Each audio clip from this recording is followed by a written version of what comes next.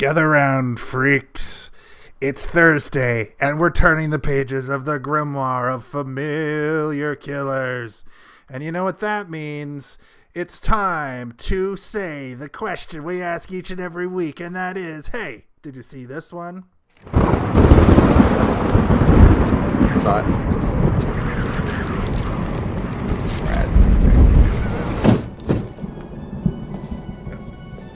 The night is dark, and the air is still. The moon casts an eerie glow over the internet, where a group of curious individuals have gathered to discuss their shared fascination for the macabre.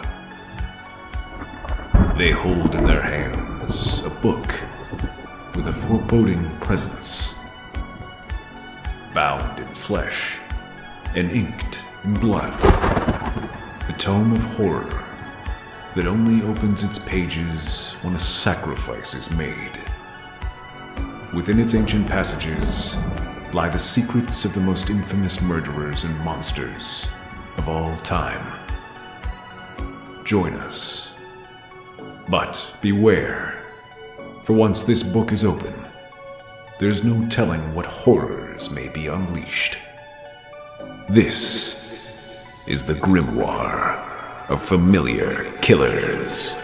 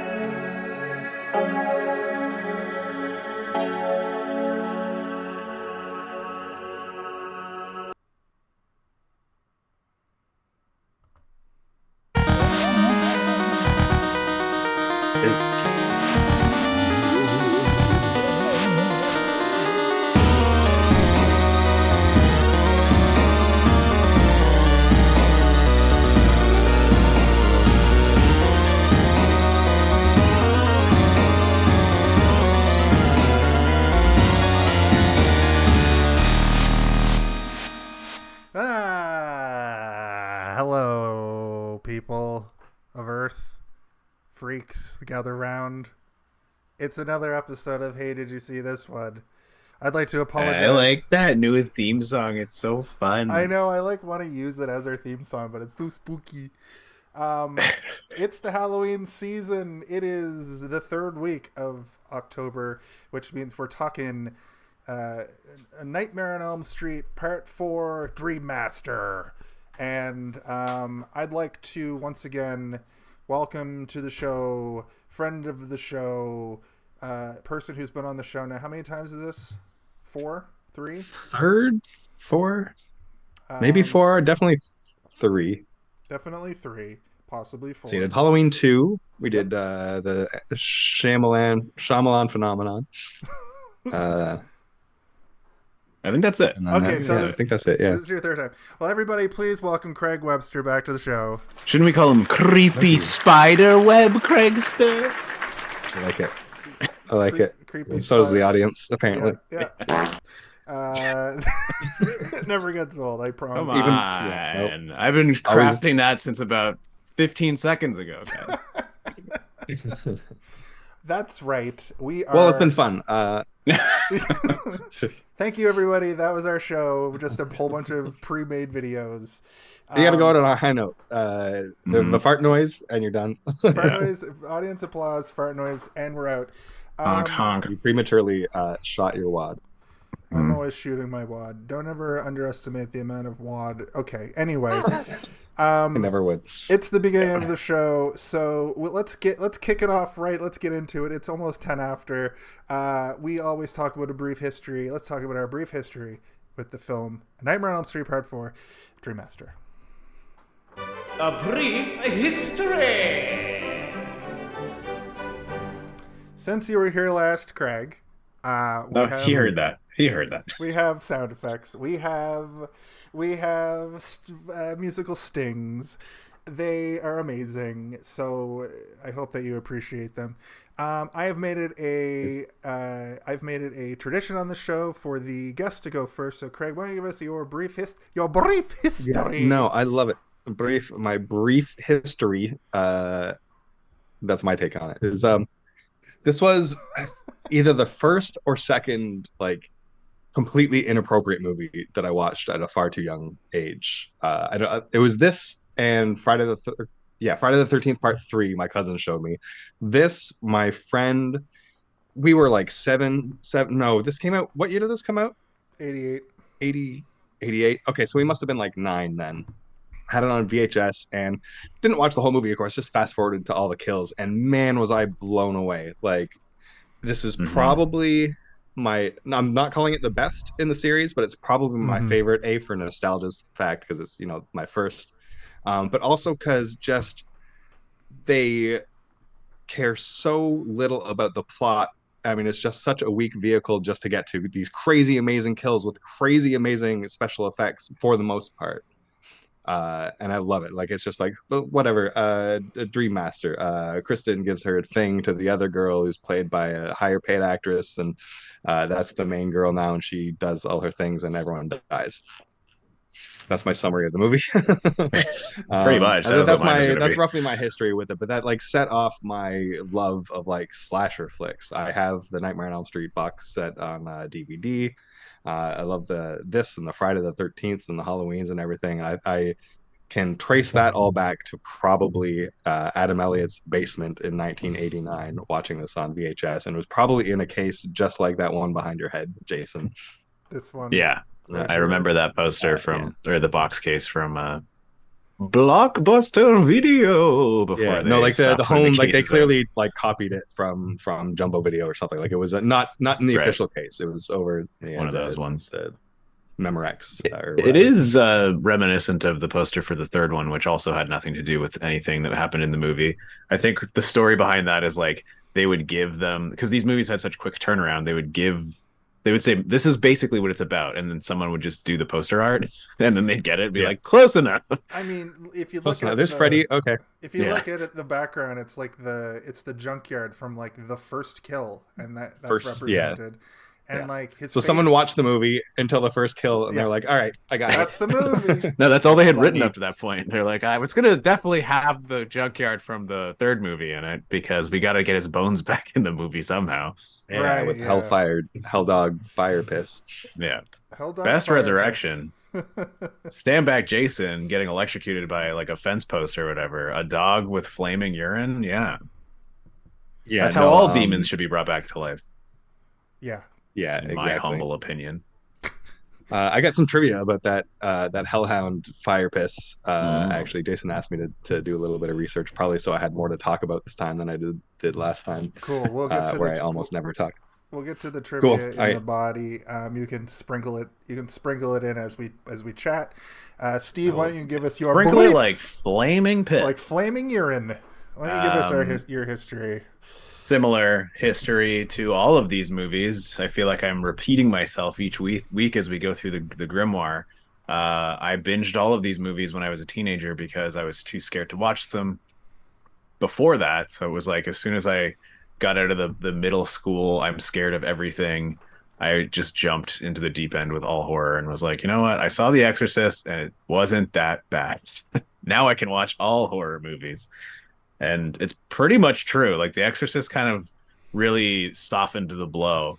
It's like when somebody eats really spicy food for the first time and then all spicy food after that is kind of just like, all right, yeah, I'm good. I can handle it.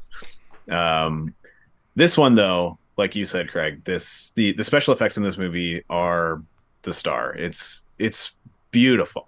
I mean, the third one had great special effects. The second one, pretty good. A lot of it was more kind of sexual and body horror-ish. This one obviously is also body horror-ish, but that one was like very much like Giger-ish or Geiger-ish. And then the first one, they just got crazy with the camera work, right? They're like, how can we make this work with a tiny budget that we have? But this one, they really just went crazy, and you can see it. Budget. Yeah. It's probably some of the most memorable Freddy Krueger murders, and I do like that they've now sort of established the rules via the third movie, and they carry those rules over into this movie, which up until the third one, there really weren't any kind of clear defined rules for Freddy because they were still sort of figuring him out. But the third one sort of signed in blood. This is how Freddy works, and this is how we can deal with him. And now all other movies must obey those laws. So I'm glad they didn't try and introduce any new laws. I guess they created new stuff, but not new laws. Not new Freddy not laws. really. Like, yeah, the whole Dream Master thing, like, that's whatever it is. That's kind of new though. Like being able to absorb everyone's powers. Yeah, but I mean, the third one was they also created some stuff where it's like, oh, when you're in Dream World, you like Freddy, you can manipulate your surroundings, and you can find each other somehow. Yeah. Anyway, we'll get into that with the body, but yeah, my history is brief. It's the same as all the other Grimoire movies. I just watched them all within the same summer. Yeah.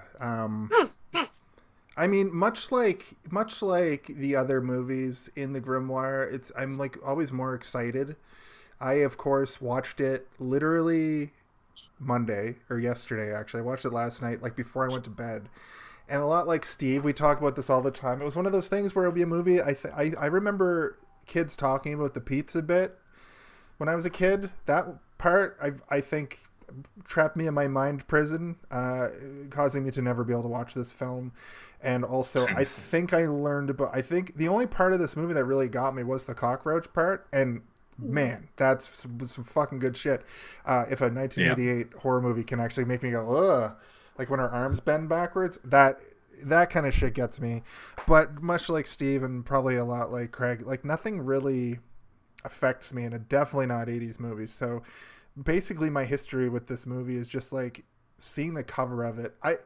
I don't think this was the cover on shelves. I think this is like a poster made later. Is that what you guys were saying at the time? I'm sure there was a few different ones. Yeah. I can't wait to start forcing you to watch actually scary movies from the 80s. Yeah, you're like 80s movies don't affect me. I'm like, this is not a true horror movie. This is a goofy slasher. This is a cash grab. Yeah. It's a cash grab. This one, this one and part 3, they go together, and in a lot of ways. And also, I view them both as like they're almost like horror superhero hybrid things too. Mm-hmm. So that's pretty much it for me. I just fucking remember kids loving Freddy Krueger and me just being like, no, I can't look at that. I don't like Burn Man. I'll fall through the floor or whatever. So moving along, let's move on to the body of the episode where we will just talk freeform. Yay. Nice. Oh, everybody back up, because here comes the body of the episode. Ooh la Body Ventura la. of the episode. Yeah. So sensual. So most of the time we kind of do this freeform and just kind of talk about whatever, make our way through the movie. The horror movies are kind of better if we go kind of plot point by plot point, because it's kind of kill to kill a lot of times in these ones. So we can talk freely. If we hit any snags, I'll refer to my notes, which are excellently kept notes, beat by beat through the movie. But we like to start off the show with Steve. Give us a little quick synopsis of the film for the viewer. Well, I mean, this one is really fast. It takes place in the same town as all of them. We've got the 3 survivors of the third Elm Street movie who've now reintegrated into society, and seemingly trying to move on with their lives. But Kristen can't let go of the idea of Freddy, and she is showcased to have the ability to pull her friends into her dreams, and they're kind of like, stop pulling us in your dreams. You're going to summon Freddy if you keep doing this. And what do you know? She kind of does. And Freddy comes back. He immediately kills Kincaid in sort of an anticlimactic death for that character. I think he was probably my favorite character from the third movie. And then the guy, he was the deaf guy in the other one, right? Or the guy who couldn't talk. Confused about this. The mute. Yeah. I was, and now he can talk now, I guess. Yeah. I think that it was like he was just mute because he didn't want to talk or something. It was psychological, right? Psychological. Yeah. Yeah. It wasn't a physical condition. But he dies as well, and sort of kind of an homage to Johnny Depp in the first movie. And then Freddy starts picking off, and then he kills Kirsten in the weirdest way. I've like it's kind of okay, but she then passes her gift of being able to pull people into her dreams to Alice, the new character in the group, who is dating. Or sorry, Alice isn't dating her brother. Her brother is dating Kirsten. And, we've got this secondary group of friends that Kristen has made, and they start dying one by one, just like any Frightmare movie, Freddy Frightmare. And, there's not really much to tell. It's just like Freddy comes back and then he kills everybody. And then the final girl, Alice, has a showdown with him in a church, and she uses the collective souls of everyone he's killed to kill him from the inside, to sort of like tear him apart from within. She absorbs their powers, or their like skills, I guess, which I thought would be funny if she absorbed asthma from that one girl. She just she thought she was gonna get like super like, calculus super powers. Smart. Nope, just can't breathe well. You just suck at running.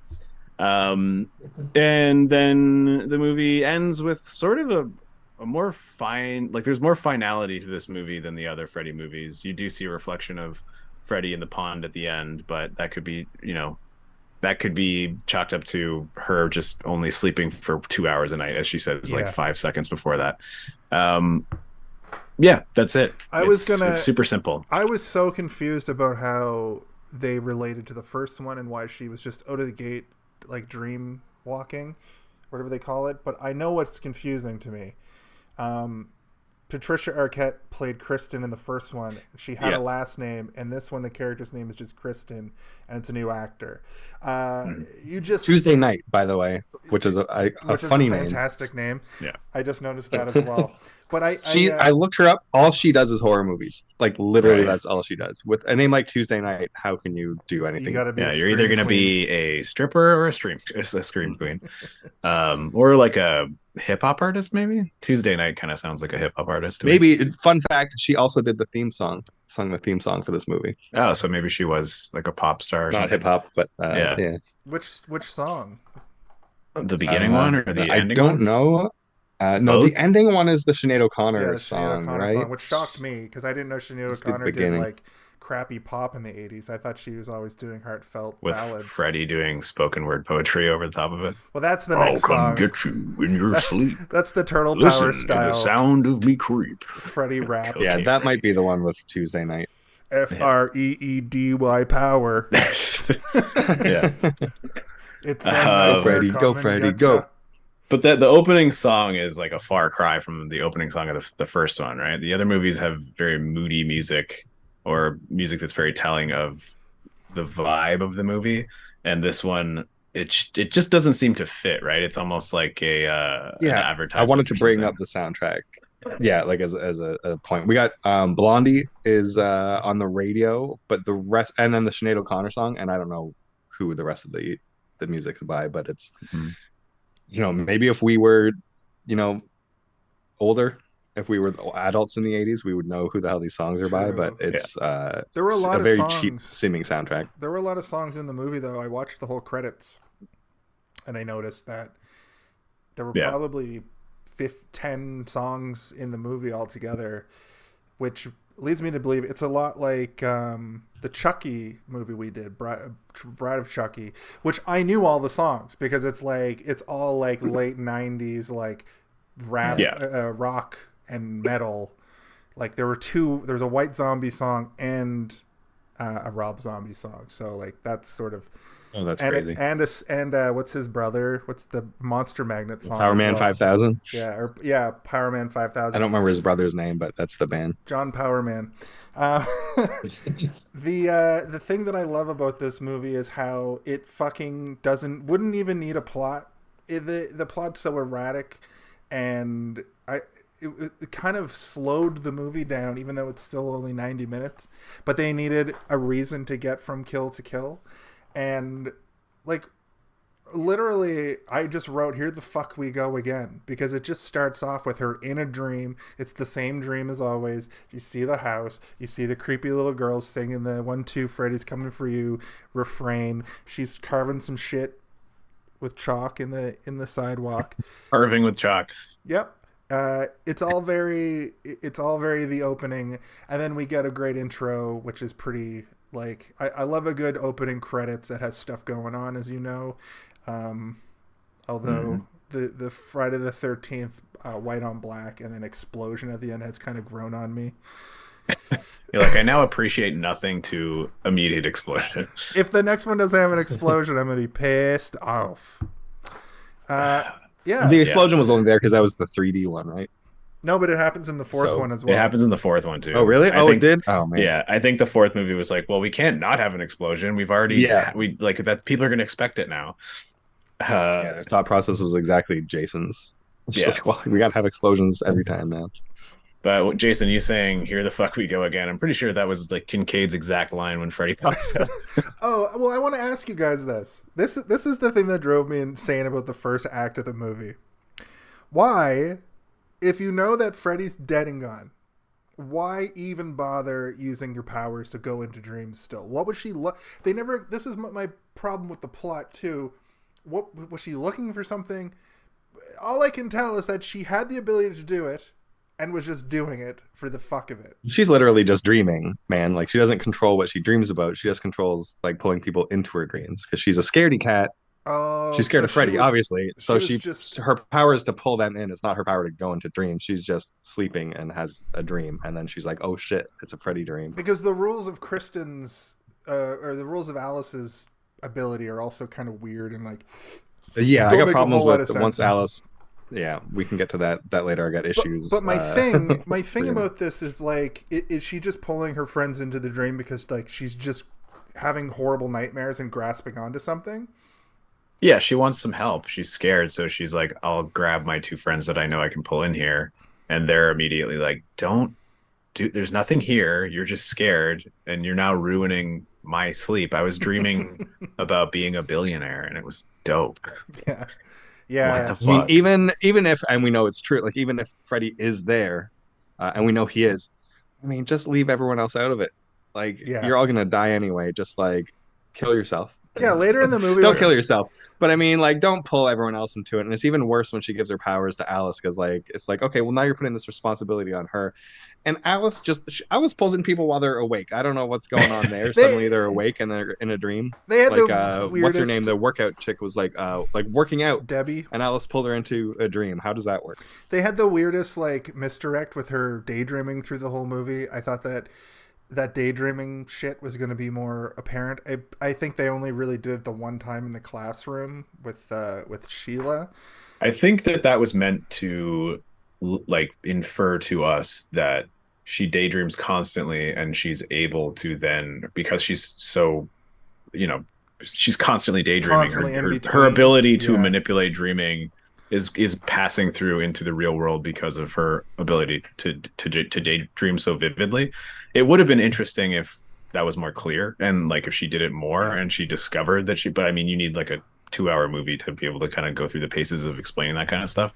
I think that's how she can pull waking people in, though, because she's pulling them into a daydream. So she's happy, she's daydreaming. They start dreaming, like whatever what's her name is working out. She starts daydreaming and then gets pulled into Alice's dream, which is really thin plot wise, but for sure. But I don't think that it would be telling stories out of school to a problematic degree to assume that there's probably a version of the script of this movie that had her like using daydream powers and like using them to like to get ready to fight Freddy, at night when people are actually sleeping. I mean, the final 10 minutes goes full action movie, which was pretty good. Yeah, it's kind of great. I like it. Yeah, like visually, it's very fun. There are things about this movie that I just didn't really follow, and I didn't pull my phone out once. You know what I mean? Like these horror movies, these 80s horror movies, I'm really loving because they resonate with me in this weird way, because I didn't have this experience as a kid because I was too much of a scaredy cat, but as an adult I find them to be just like, they all play as comedies to me. elements of movies of these movies don't like the Friday the 13th movies aren't they don't play as comedy as much, except for when certain things happen. They still have this sense of foreboding, and the Halloween movies are always played so straight that you can't really watch them through the lens of them being funny. He does do funny Freddy, kills. I mean, wait till you get to number 6, Freddy's Dead. That's a straight up comedy. You got Roseanne and Tom Arnold in it. Yeah, I heard it's a parody. We get into parody territory, and then New Nightmares number 7, right? Where they kind of Chucky, which cuts the comedy out entirely. That's like a reboot. Like Chucky and Freddy as characters are just inherently odd, right? Like they're weird. So putting them in these cartoonish situations is more fun than trying to. If you try and put two like silent stalker characters like Jason and Michael, they're not inherently funny. You can do funny stuff to them, like have them get slapstick stuff done to them, and it'll be goofy to look at, but it's never as funny as like a Freddy Krueger turning into a cartoon character, or like, you know, getting somebody really stoned and being like whoa and fucking with them, right? I feel like Chucky does the same sort of stuff. Yeah, I feel like Jason isn't funny most of the time, but when he does shit like throw a human through like a double window, like in the last one, or in the last one where he just pulls somebody through a window and the whole fucking like side of the house like explodes, like that shit's funny. I don't know if at the time it was meant to funny be funny to us, but like I feel like there is also a certain demographic of people that are going to find that horrifying, right? They'll actually be scared of it, whereas something like Freddy eating a meatball, it's like it's just goofy, right? Awesome. And most people will at least understand the humor behind it, even if someone's disgusted by it, being like, oh, this is vile, I can't believe you like this. They'll know why it's funny. They just won't find it funny. But this one is even, like, the way that I understand the franchise, the Nightmare franchise gets, this one isn't even played that funny. Because the things he does, we still get very real reactions from the humans. Mm-hmm. You know, like when he sucks the light, he says some funny shit and then does the horrible kill, and then the people who are witnessing it are so horrified by it that you get pulled back to the reality of the situation, and that happens a few times. He's almost like Arnold Schwarzenegger in that, like, he's always got a zinger right before he kills the guy. Nice to meet you, and then he freezes them, and then they explode. Time to kick some ice, Mortal Kombat style. Yeah, wanna suck face? Yeah. Did you catch it? She goes no, like real quick. She's like, no, no, too bad. This is an assault. Tim in the chat says very Ripley in Aliens for the final battle. Yeah, bitch. Yeah, there's like a badassness to it. It doesn't quite work as well, I don't think. It's more hilarious than it is. No, like, you wouldn't put this on the same level as Aliens. It's almost there, but not quite. Not quite. You know, if she had maybe put 2 spiky bracelets on, then maybe it would have been. Yeah. Speaking of James Cameron, that trivia I mentioned before about the dog pissing. So I guess James Cameron was filming on like the same lot or whatever, and the director of this, I'm at a loss for his name right now, ran into James Cameron, and James Cameron knew he was making the next Freddy movie, and he was like, hey, like, how you bringing him back this time? And it just like flippantly was like, oh, dog's gonna like piss fire on his grave, and that's gonna bring him back to life. And that turned out to be what happened. He stuck to that. That's incredible. That's hilarious. Because James Cameron probably said that's genius, and he's like, listen, James Cameron said it was genius. Probably. Yeah, James Cameron liked it. So Hollywood royalty. So the I don't 1988. What would he have been making then? Like The Abyss? Maybe, or maybe Terminator. Maybe it started on Terminator 2. Terminator 2 was 86, wasn't it? Terminator 1? Terminator 1 was 84. Terminator 2 was 90. Aliens was 86. And Terminator 2 was 90? I thought it was 91 or 92. That was 91. Is it 90? I thought it was 90. I could be 91. wrong. Yeah, it's 91. 91. But it's possible he was starting. Who knows? That is a big movie. Yeah. He was either starting that or finishing The Abyss. I'm gonna look it up really Or quickly. he was just hanging out. I'm looking it up first. He was making Martini Ranch Reach, the music video, and he was working on The Abyss. There we go. Nice. Answers to your questions. The director for this movie, to answer another question, is Renny Harlin, who produced a lot of movies like Cutthroat Island and Cliffhanger, but he directed. Let's see if there's anything of note here. He directed. He did direct Cliffhanger. And he directed Die Hard 2, which is a great Die Hard, in my opinion. And One of the best Die Hards. He directed Deep Blue Sea. He directed I love Deep that Blue movie. he directed. He gave the Exorcist. okay for LL Cool J to put that song in at the end. Man, that's a talk about like songs written for movies for the end credits. That Yeah. LL Cool J song, it's tops. That's like my number one go-to like end credits The deepest, song. bluest. The Deepest, bluest. He also directed the music video for that song. Man, it's crazy that these directors did actually also, like, I didn't know James Cameron did music videos, which I just learned right now. A lot of directors do. I know, many. but a lot of them are synonymous. Spike Lee? Yeah, I know, but a lot, like Spike Lee, for instance, was synonymous with his music Zack videos. Snyder. Zack Snyder is still a music video. What's his name? Director, let's be real.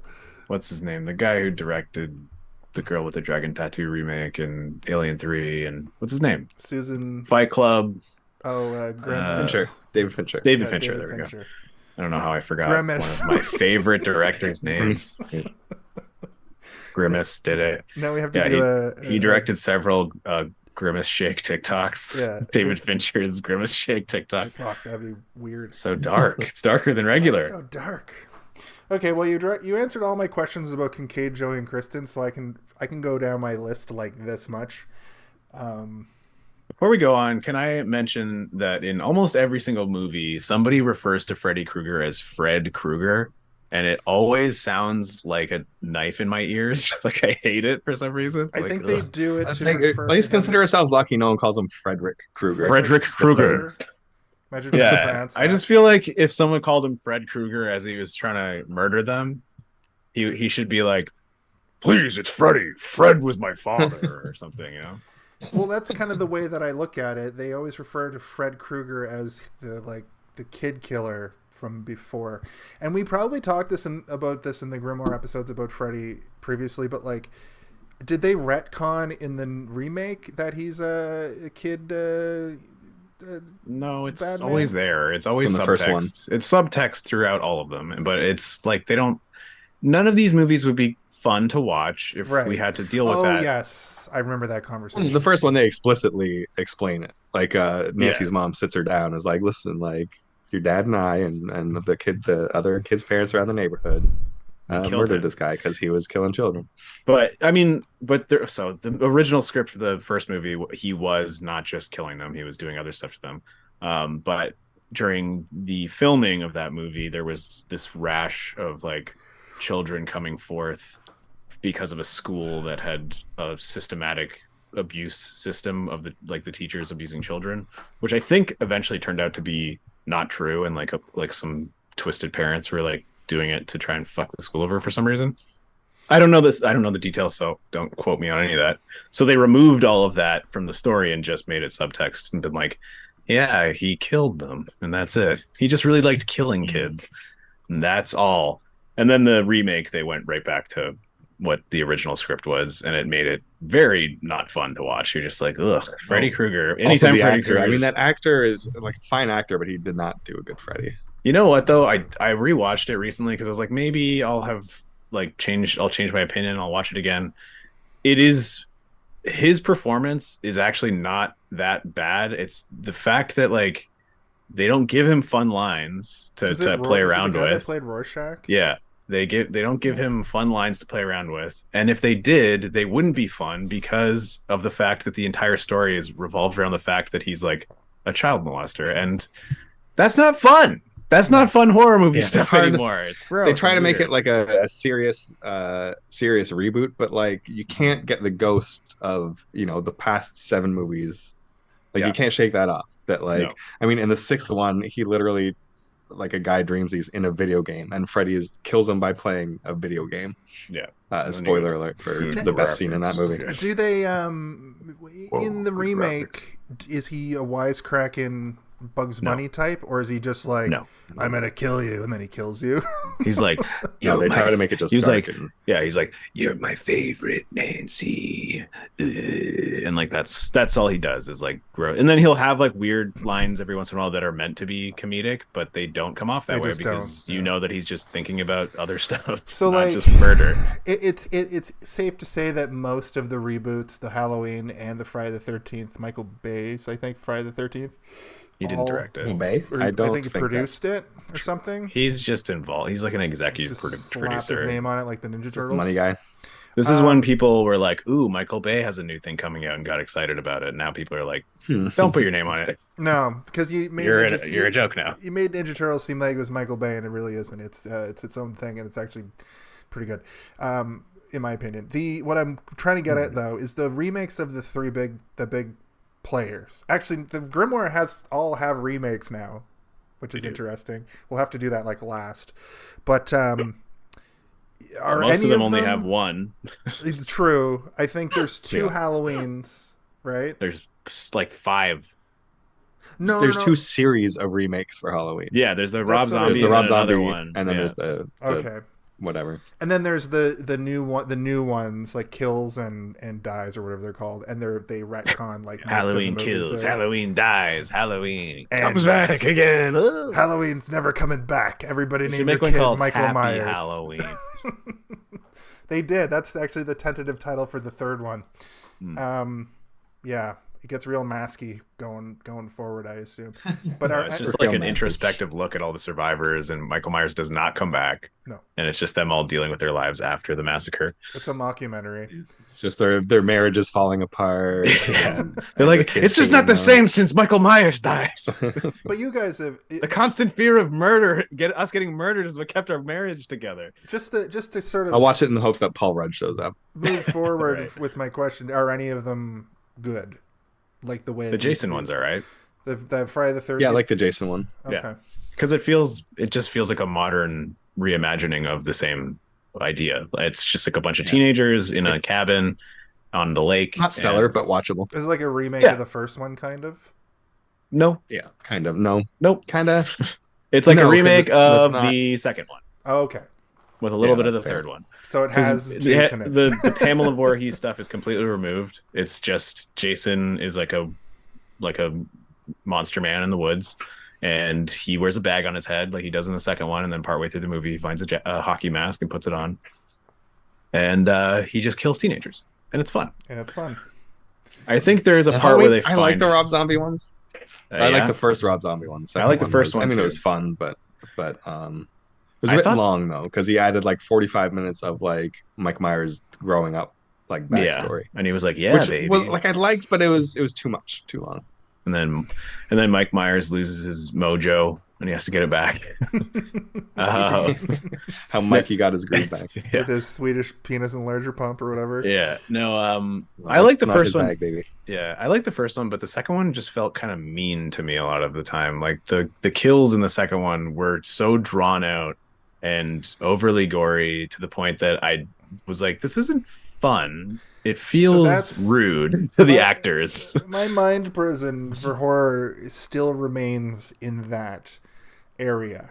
Well, I don't- would say that movie is the reason, like, when people are like, I don't like horror movies, like, because they're too gross and gory and it's just too much, and I don't understand why anyone likes that. That's the kind of movie they're thinking of. Yeah. Whereas when you watch something like this, Freddy Dream Master, it's just like goofy, kooky kills, which is why I have like a difficult time referring to these movies as like traditional horror movies, because they're not horrifying.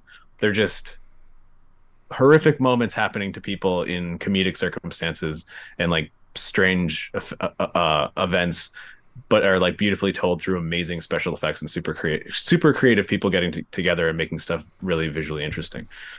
That's got a nice ring to it. That's a new genre. What you just said. Follow Yeah. It's all written across the It had back like a of the colon DVD. after it. Yeah. Okay, well, moving on in the movie itself, we're introduced to a cast of new characters, including Alice, who is, spoiler alert, the final girl in this one.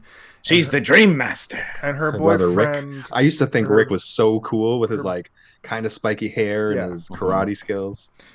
Her Overly yeah. chill. dropping down from his bedroom window instead of going out the front door. See, that Yeah, part and confused me at first because I was like, what the fuck is he doing? Why is he avoiding his dad? His dad's a drunk. His dad. His dad was pouring like half a liter of vodka into his tomato juice in the morning, like before work. I wrote down, drunk dad is a sloppy ass cunt. I don't like him. Get him out of here. He should have died. Why didn't he die? Why don't any of the shitty parents ever die? It's so that they can Feel come like back. he has the vibe of someone like what I'm gonna project upon him is that he's a drunk because he's one of the parents that helped kill Freddy way back when. So that he drinks to forget about that horrible murder that he committed. But Alice isn't one of the Elm Street kids. No, he's just a drunk because his wife left him or whatever. Or maybe she Yeah, I guess didn't. I that's don't true. know. They don't really go into it. We And just that's- know that he's a bad dad. That's the And bad problem dads with are bad. this movie as a whole. They don't go into a lot of things, and it's not even like use your imagination. It's like they do very specific things that make you go, I want to know more about why this is the way that it is. And I think that's kind of a fundamental flaw with the storytelling of like the plot. Somewhere along the way, there was probably a 2-hour version of this movie, like you were saying, Steve, that had a little bit more backstory, and and then somebody was like, no. People don't want a fucking long ass movie about all this backstory. They want to see the kills as close together as possible in succession. I think that's what I kind of Well, yeah, and observed. also it's just But like it disjoints the story doing that. It makes everything feel like clunky. But you watch the second Freddy movie and you learn so much about all the characters in the same amount of time. I think they just know how to focus themselves a little bit more in that movie, even though a lot of people don't like that one.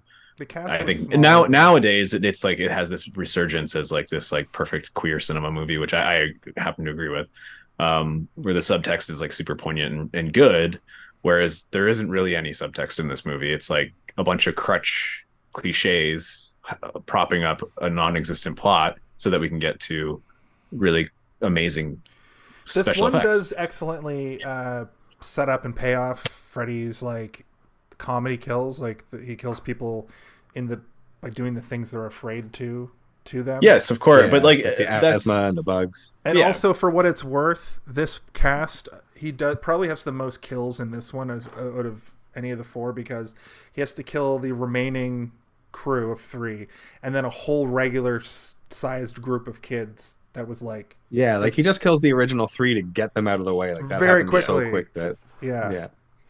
Like Kincaid doesn't even get like. There should have been a scene they about. did him dirty. Yeah, there should have been a scene where he's like, "I hope I don't get killed in a car planet." Debbie, yeah.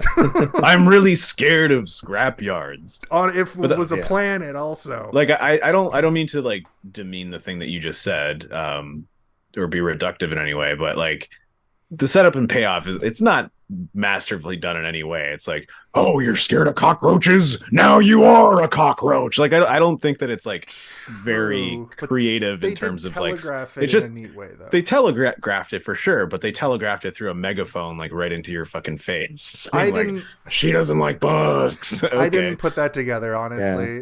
There's Yeah. two And the moments. the guy who does karate, is he gonna fight Freddy? That with one karate, I did. Maybe That one I said out That loud one's the to most Madison, obvious. who was watching the movie with me. Also, she can't handle any gore at all. She can't handle scary movies at all, and she just watched the whole thing with me because this movie. There's very little blood in it, right? If any, Right. like there's. Yeah, I'm trying to. Yeah, figure even out one if of the there's any kids, real blood. one of the kills, he sucks all the blood out of her, and you don't see any.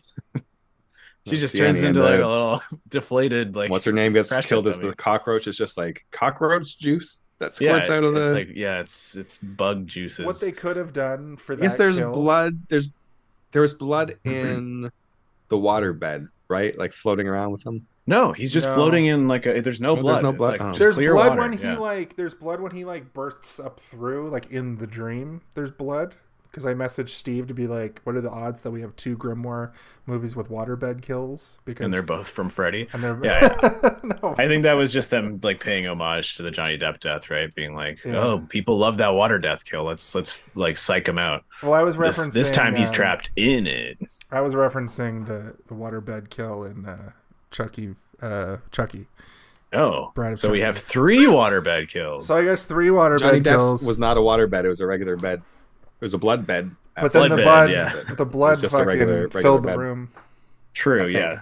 But My what I was mistake. going to say about the cockroach kill is what I thought was happening is when she goes face down, I thought when she pulled her face up, it was going to be like acid, and she was going to have an acid face. But then she still exploded out of her body and became a full cockroach. So. Yeah.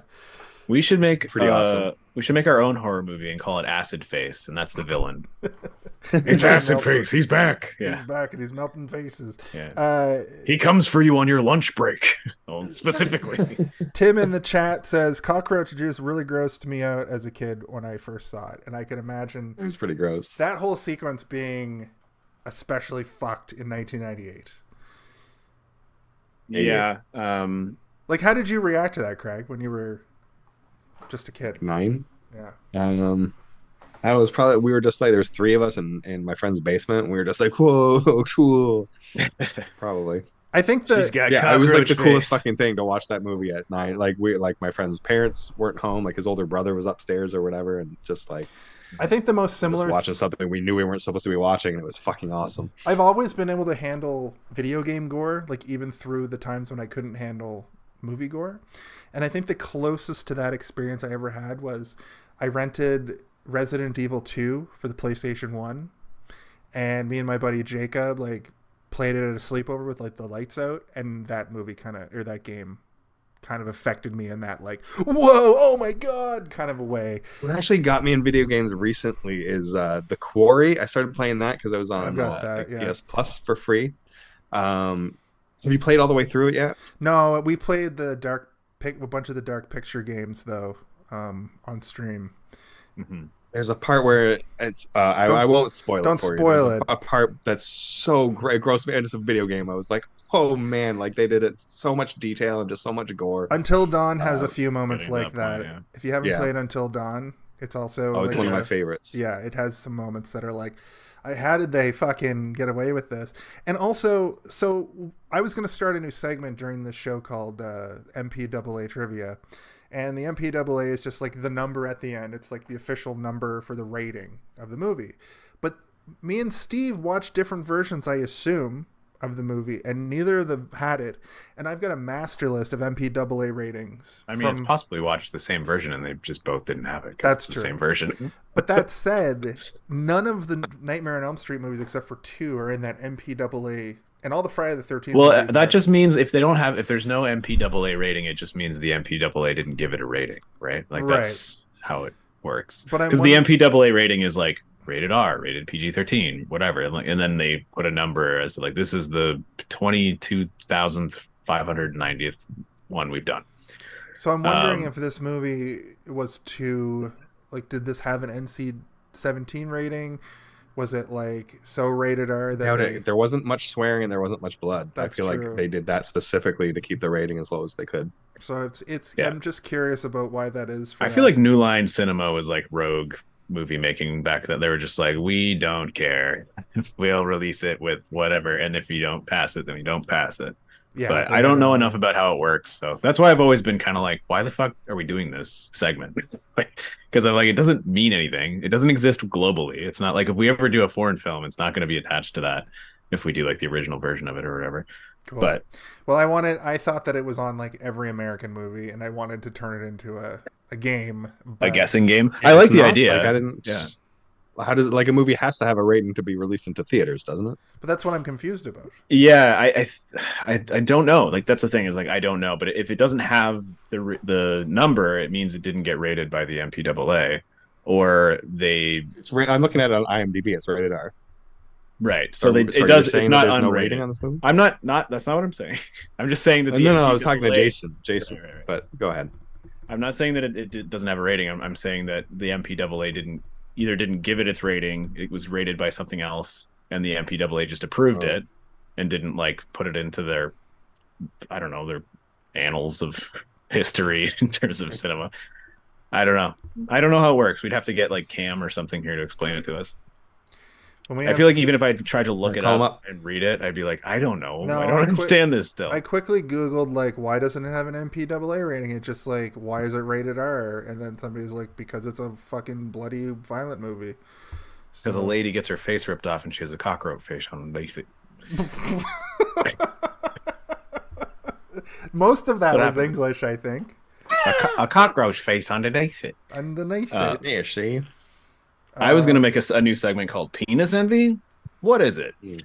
I don't understand. What is it? I didn't look it up. What does penis envy mean? Penis like you don't envy have is- a penis? No, like Or- you're envious of other penises. You think your penis is small, and you're like, Okay. "Oh, I got a small penis," so you get a giant truck. When you see somebody, See, I drive thought it was by- not that. I thought it was being jealous of people who have penises. So people That's born what I thought it without a was. penis. Oh, Because the way she words that, Because there was a line, line in something I watched recently. Wasn't Oh, even maybe it was yeah. even this movie. Someone was like, "Oh, you're Yeah. but you're the only boy in school who has penis envy." That's yeah, it was why this movie. Yeah, that's why I brought it Yeah.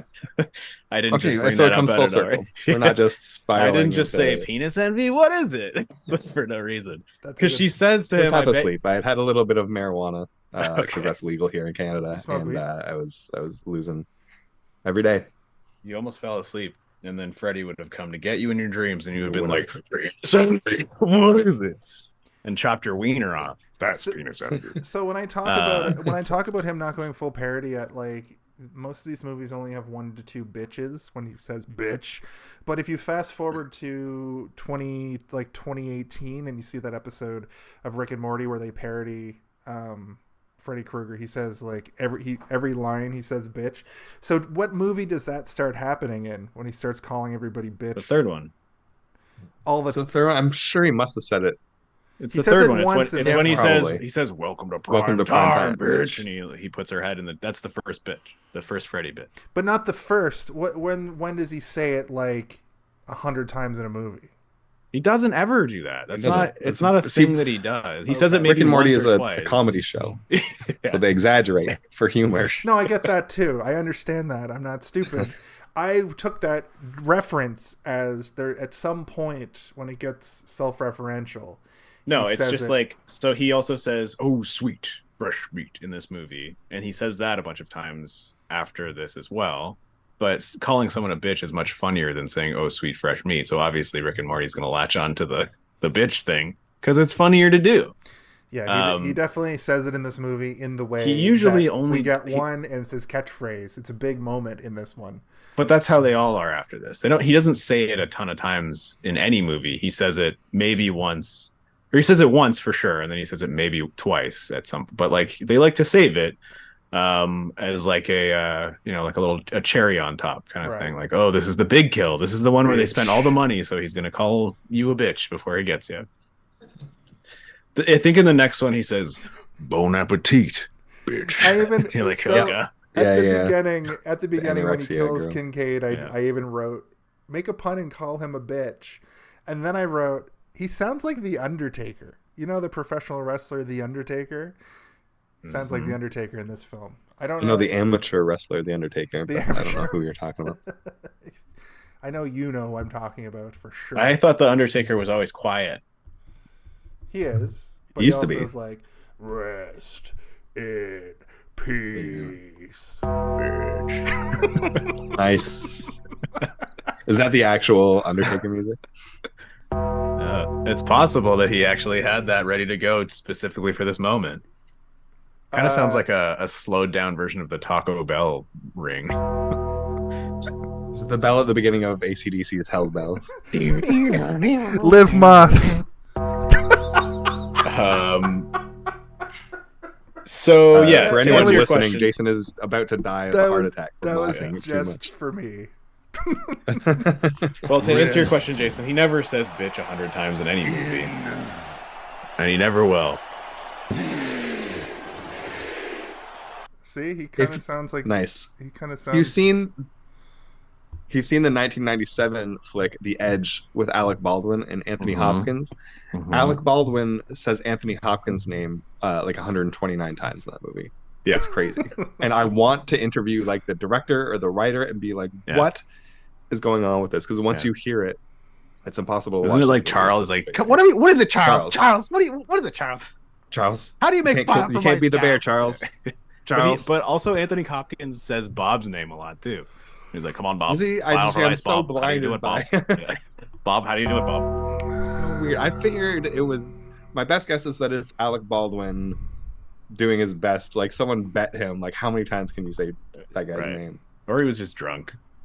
I And he think needed more to keep saying movies it to remember the name. I think more movies should do things like that. The SwearNet movie, the Trailer Park Boys out of character SwearNet movie, has the Guinness Book of World Records for most swears in one movie. So the movie that Like you're talking about, 433 or something. yeah, it's out of control. They just talk like I talk in real life.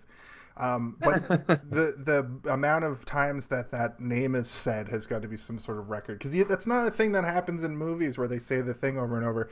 But I really wanted to see a movie where Freddy Krueger just talks like that, just like. Have "Hey, you seen bitch." The Edge, Jason?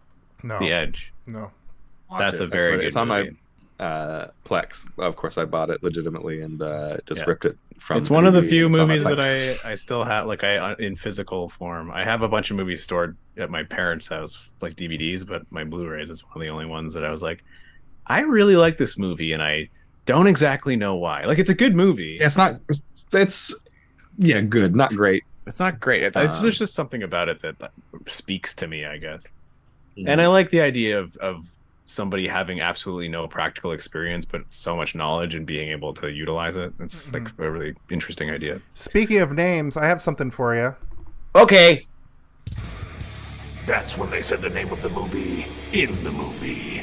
Oh my God. So at 32:04, they say Dream Master. I think that was close enough. We haven't had that in a very long time, and since we're not doing an MPAA, or that I wanted to put that in.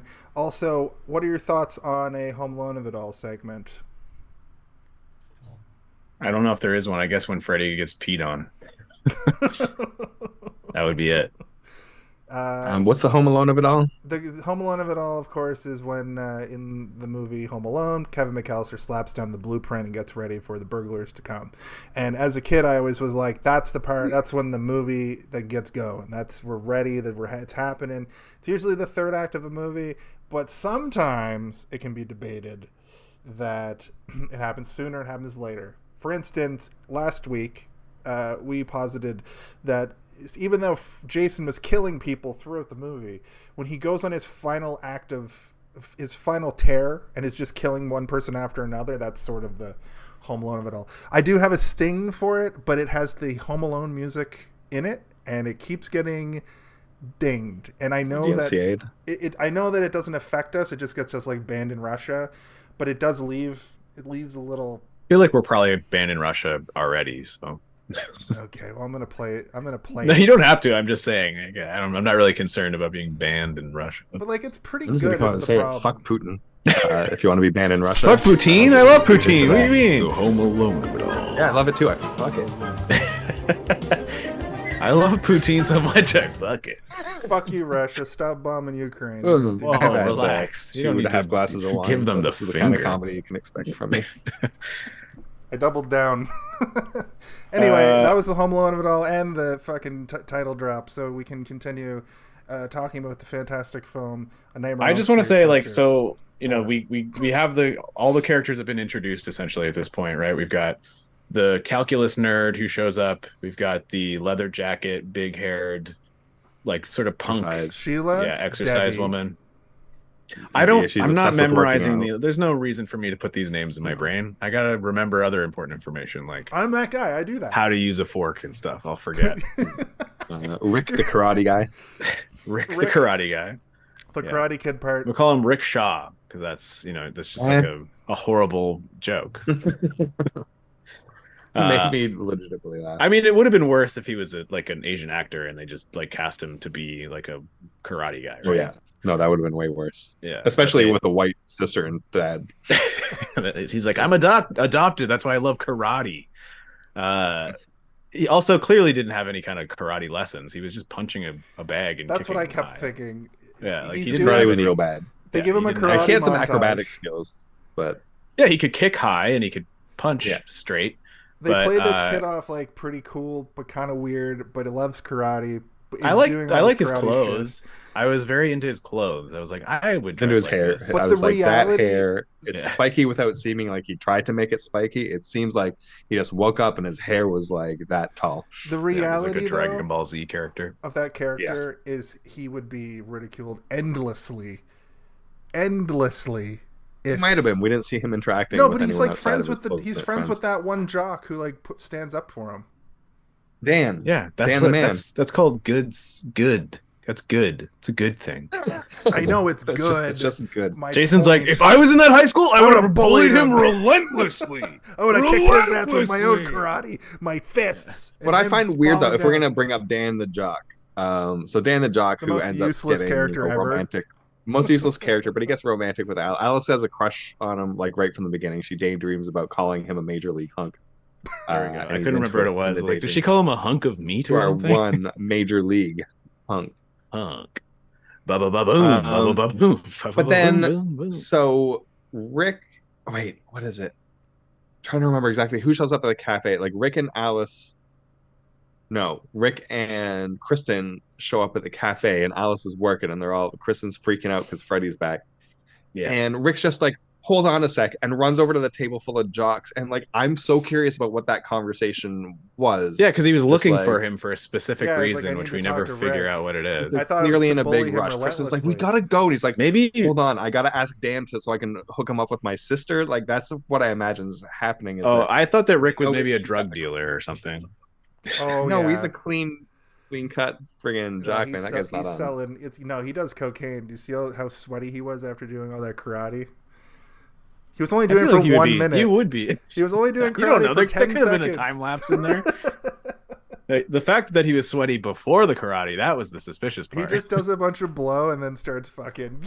Doing- pretending That's like why he he was was so karate. energetic. And, yeah. Why does he have a whole dojo in his bedroom? That's the pretty crazy too. It's the garage. Or the garage. And then And that's his superpower that Alice inherits is just being high on coke because maybe he was high on coke when he died. So No, it's a just combination of inherited being being high high on on coke. cocaine and pretending like you And know how to do thinking- karate. yeah. which is the best way to pretend to do karate. Yeah. I know my friends always. Never mind. We got a great scene where he actually tries to teach Kristen a little bit of karate, and she or Alice some karate, and Yeah. kicks her shoe off into a fish tank, which I thought was funny. Swish, kill the Yep. fish. Swish killed the fish, and then we get the who goes to the nurse's office, and then it's Robert Englund. Oh, Kristen. Kristen, yeah. Yeah, that Yeah. whole sequence I wanted to was say I crazy. love Robert Englund as the nerd. I love anytime he shows up as not Freddy Yeah. in any of these movies. It's great. Like in the which is the one? It's the third one. No, it's the fifth one when it's the house or Son of a Thousand Maniacs, right? With the whole insane asylum and everything. I love he's one of the maniacs in the insane asylum in that sequence. And you're like, I just love I those wonder little- which one it's- is Freddy's dad. Yeah. But I love it's just like it's almost like a cameo, except it's not a cameo because he's the star of the movie. Well, I mean, I love those we're moments. very familiar with what Robert Englund looks like outside of makeup, but in these movies, they don't really show him outside of makeup or like Yeah, and pre you wouldn't have getting really murdered known back then. until Freddy versus Jason. I think Yeah. is the first time you see, or no, there's one where it shows him No, New before, Nightmare. where he like murders his wife or whatever. Oh, I don't know. No, New Nightmare. He plays Robert Englund, and New he's Night, painting a yeah, picture yeah. of the demons inside. And he's like, I have to get back to my painting. It's Yeah. very important. He's painting with like paintbrushes on each finger. That'd be so funny. Can't wait. No, that doesn't happen. I just made it up. I want to there's- draw some blood. So there's the maniac. There's this one. I think is the first time we see him. I don't think you see him in 3 or 2 or 1 outside of the makeup. In 3 I they don't don't think so. do a flashback, but I'm guessing in 5 they do a flashback to the asylum that's in the new asylum in 3.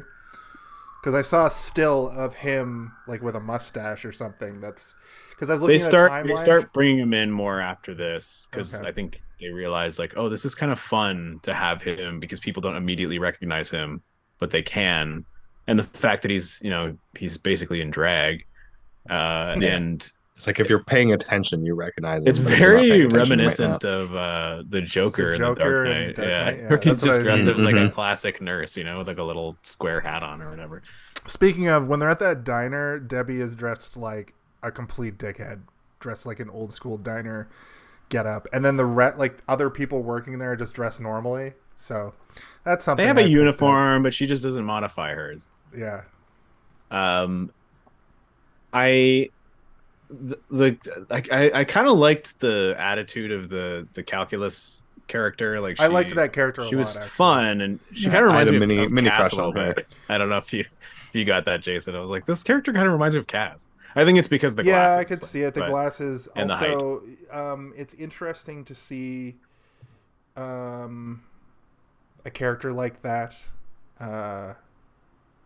from that era, like a smart, like a nerd girl, not played by like the stereotypical like dude. You know, Right. a nerd girl was interesting to. Wait a minute, girl nerd, Girl nerd who's not obsessed with her body. She likes to talk about her mind. What was it? She's like, just remember my motto, mind over matter. And she like looks her up and down and is like, who gives a fuck about your hot body? One day it's going to deteriorate and you're going to have no brain, man. Yeah, ironically, that actor was outside of the movie. It was pretty like you take the old take her glasses off and she's a babe situation. Oh yeah, definitely. And But I thought that I they were do gonna want to make talk that about the joke in this effect a little movie. bit because Which one? it's something that like I think horror movies around this time they weren't able to do gore effects and prosthetics for anybody other than white people convincingly. Mhm. And like the effect is really cool when she gets When like she gets all of sucked. her body. So I guess we should talk about the scene. She has asthma, and Freddy takes advantage of that. And it doesn't seem like she's scared of her asthma, but it is her like weakness technically. I will say what I did notice about this is in the opening credits, one of the first credits is a special effects company. So they definitely didn't just like make the special effects with like an in-house team. They like, and interestingly too, when Freddy comes back to life, which we didn't talk about, he gets reanimated a lot like Come to Daddy does in Hellraiser. I think I think I'm gonna talk about the effects like a lot once we get Sorry, I just going wanted a to. little bit. I knew you were going to get into it, so I just want to do a little preamble to. Yeah, I mean all the effects are very impressive. But I guess we can talk about that one first. I just want to talk about this one because I watched the Eddie Murphy movie where he plays Rudy Ray Moore kind of recently, and it kind of like opened my mind to the perspective of like, oh yeah, there was a time where like only white people were cinematographers and key grips and knew how to light and were makeup artists on film.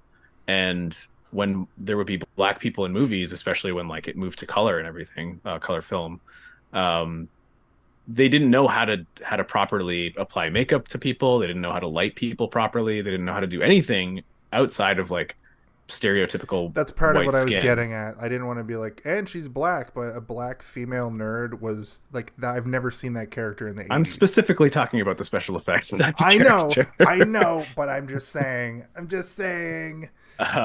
So like I It ties into I what you're noticed saying, too. that like the special effects for the character when her arms are like turning into bug arms and stuff, right? Like it matches her forearm to the point that you can't really see the difference or the seams or anything.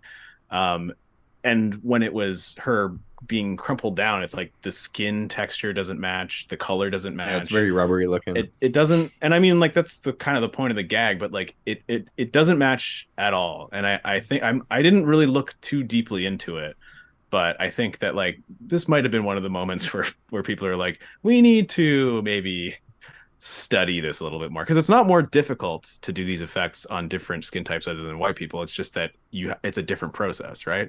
And like I don't think that people were really practicing it as well. So like when it comes down to having an effect like that, it kind of loses its impact a little bit, because you're like, oh, there's something wrong about the way it looks. And then you look at like, you know, I brought up the bug one before, and it's like you can see that it's her real arm, and you can't really tell where the seam is until the bug comes through. and you can see like the exact moment when it changes in that moment. Specifically because, to me at least, it's like it looks powdery and it just looks like a completely different color skin. And all I would say is shame on you, Dream Master, for not taking a little bit more time with that. But it gets better. And the reason that I brought up the Dolomite movie, have you guys ever seen the Dolomite movie? No, but I know what it is. It's kind of like years and years ago, I think. Right. So like Rudy Ray. Yeah, like Rudy Ray Moore was like a character actor in the 70s, and he had this character Dolomite. Oh yeah, that movie. Like, was it the movie you're talking about was called Dolomite, right? It was Netflix from probably like 5 years ago or so. And Eddie Murphy plays Dolomite, and there's a sequence in that movie where he's hiring people to work on his film, and he doesn't want to hire the people that have been provided to him because they're white, and it's not because they're white that he doesn't want to hire them. It's because he knows that they won't be able to light the different skin tones, and he wants to hire like people to do the makeup properly.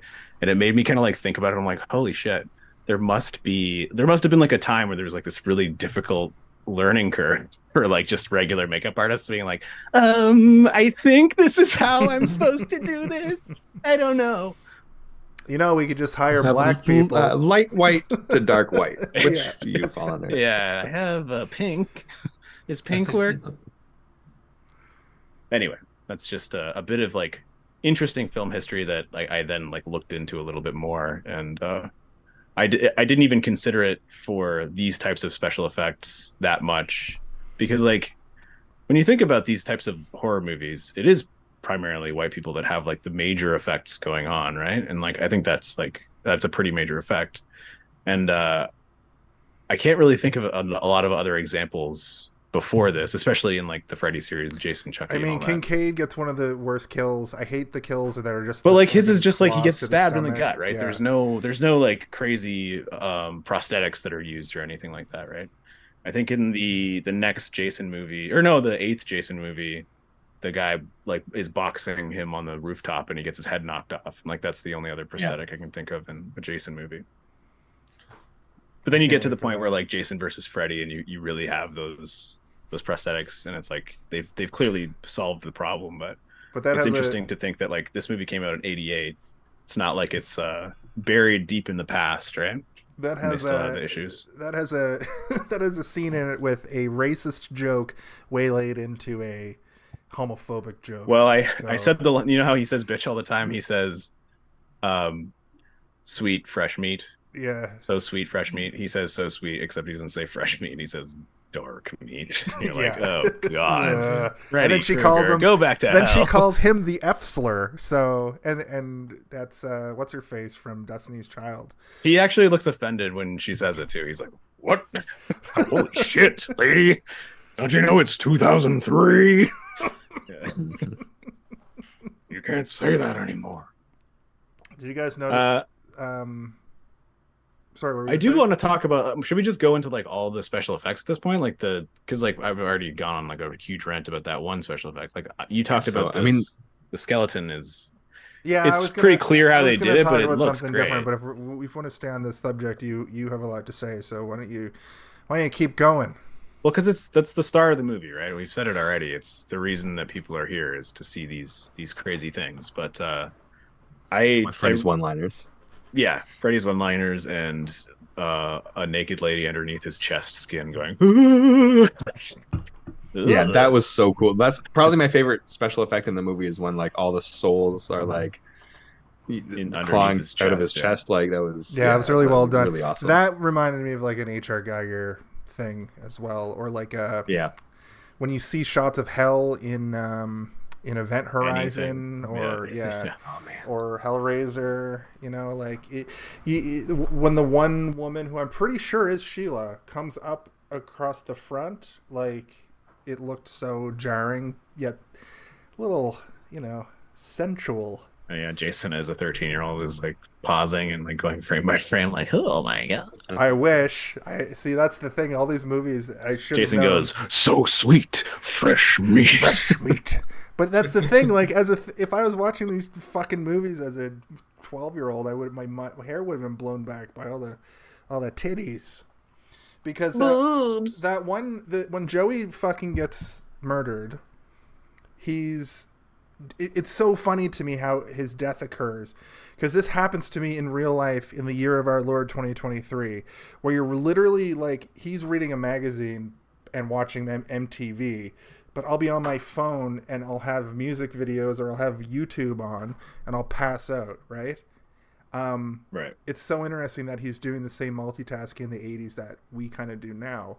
But then what's funny to me is he's got a poster on his wall of like some model, and then he falls asleep, and when he falls asleep, she's in his waterbed, which was a cool effect. They would have had to like build a set over a pool to do this. And then he looks down at her, and we get an extended shot because it's a fucking movie for teens, teen boys probably, especially. And he looks up, and she's gone from the poster, implying that she's, left the poster and gone into the dream world. And then Freddy Krueger, he just turns into Freddy Krueger and just fucking just kills him. And then, of course, the next time they had to get their money's worth from that pool set on it. And then, did you guys notice when he's in the pool, he fucking half blinks? His eyes definitely. I didn't notice that. Huh? His eyes definitely flutter a little bit. I rewound. There's probably some bubble movement happening beneath the mattress. It's interesting. Like, I guess they probably just had a tank or something, right? And you could just like swim out, but it's got to be uncomfortable. I kind of wonder if they did it like they filmed that like upside down somehow. Oh, interesting. I never like, considered so that like so the there was bag aired at like the just bottom of behind the him, pool. Yeah. Right. Yeah, kind of. Yeah, exactly. So that like he wasn't in like a watertight, fully watertight thing. Further paying that was actually the bottom, and they could just like lift their head up and breathe. Further paying homage to the Johnny Depp thing, because that was filmed upside down because of he's on like the ceiling and he gets blasted with blood, right? That was back when they had to like really figure out how to like get wild with the camera. Yeah. They weren't like, let's spend $1 million on this woman turning into a cockroach. They're like, let's make a room that rotates. Oh man, that now that her turning into a cockroach would be so much grosser because the CGI technology is so good now. But then in 5 years, it would look bad, But this, I don't know, man. I still I'm at that point where like CGI, there's like they're never really gonna fully get over the uncanny valley, unless they're using practical and digital to like enhance it. Yeah, but also the TVs keep getting better. So when 8K TVs are like the commonplace thing, everything that looks pretty good now is going to look like shit again. I know, but our brains are also like programmed to understand when something isn't real. So like CGI is just, it's always going to have a weird, odd effect on your mind, right? Like, yeah, like CGI done right is what what's his name did with Mad Max Fury Road. Like they use CGI to remove like the wires and cranes and shit from their practical effects. Like that's how you do it. Not just making. I wouldn't expect anything worse, anything better, anything. I would expect that quality from the director of Babe 2, Big in the City, And Happy Feet. And Happy Feet. And the first 3 Mad Max movies. Let's not forget that. He didn't just jump from I forgot about making Mad Max. No, he made Babe 2, Pig in the City, and then he made Fury Road. And then he started making Furiosa, and then the pandemic happened. And he's very old, so I don't know, man. He might be like, I can't do it anymore. Talk about the ultimate old man flex, though, like just coming back to the world of action and being like, let me show you how it's done. Yeah, I love it. Especially when like, I don't know if it was it Avengers Endgame or Age of Ultron that came out like roughly the same time, and like Mad Max was so much better. Like it's just like Ultron. Joss Whedon, like move aside. You don't know how Age to of direct Ultron isn't action. very good. Unfortunately. The action was Joss Whedon is also with like making movies. Kind of like a predominantly feminist take on the Mad Max world, which is interesting and I was into. I want to know what his like take on this Furiosa story is, because she was definitely more interesting than Mad Max. Yeah, Mad Max was like a self-insert, like he was the audience while he's watching all this crazy shit happen around him. Is how I kind of read he was that. Just there to make sure it was still a Mad Max movie. Yeah. Mad Max. My name is on the poster. Yeah. Man, have you guys seen the first Mad Max? Like, yeah, that character's actually got depth. If you go back to the first one, like, man, that's one fucked up movie. Yeah.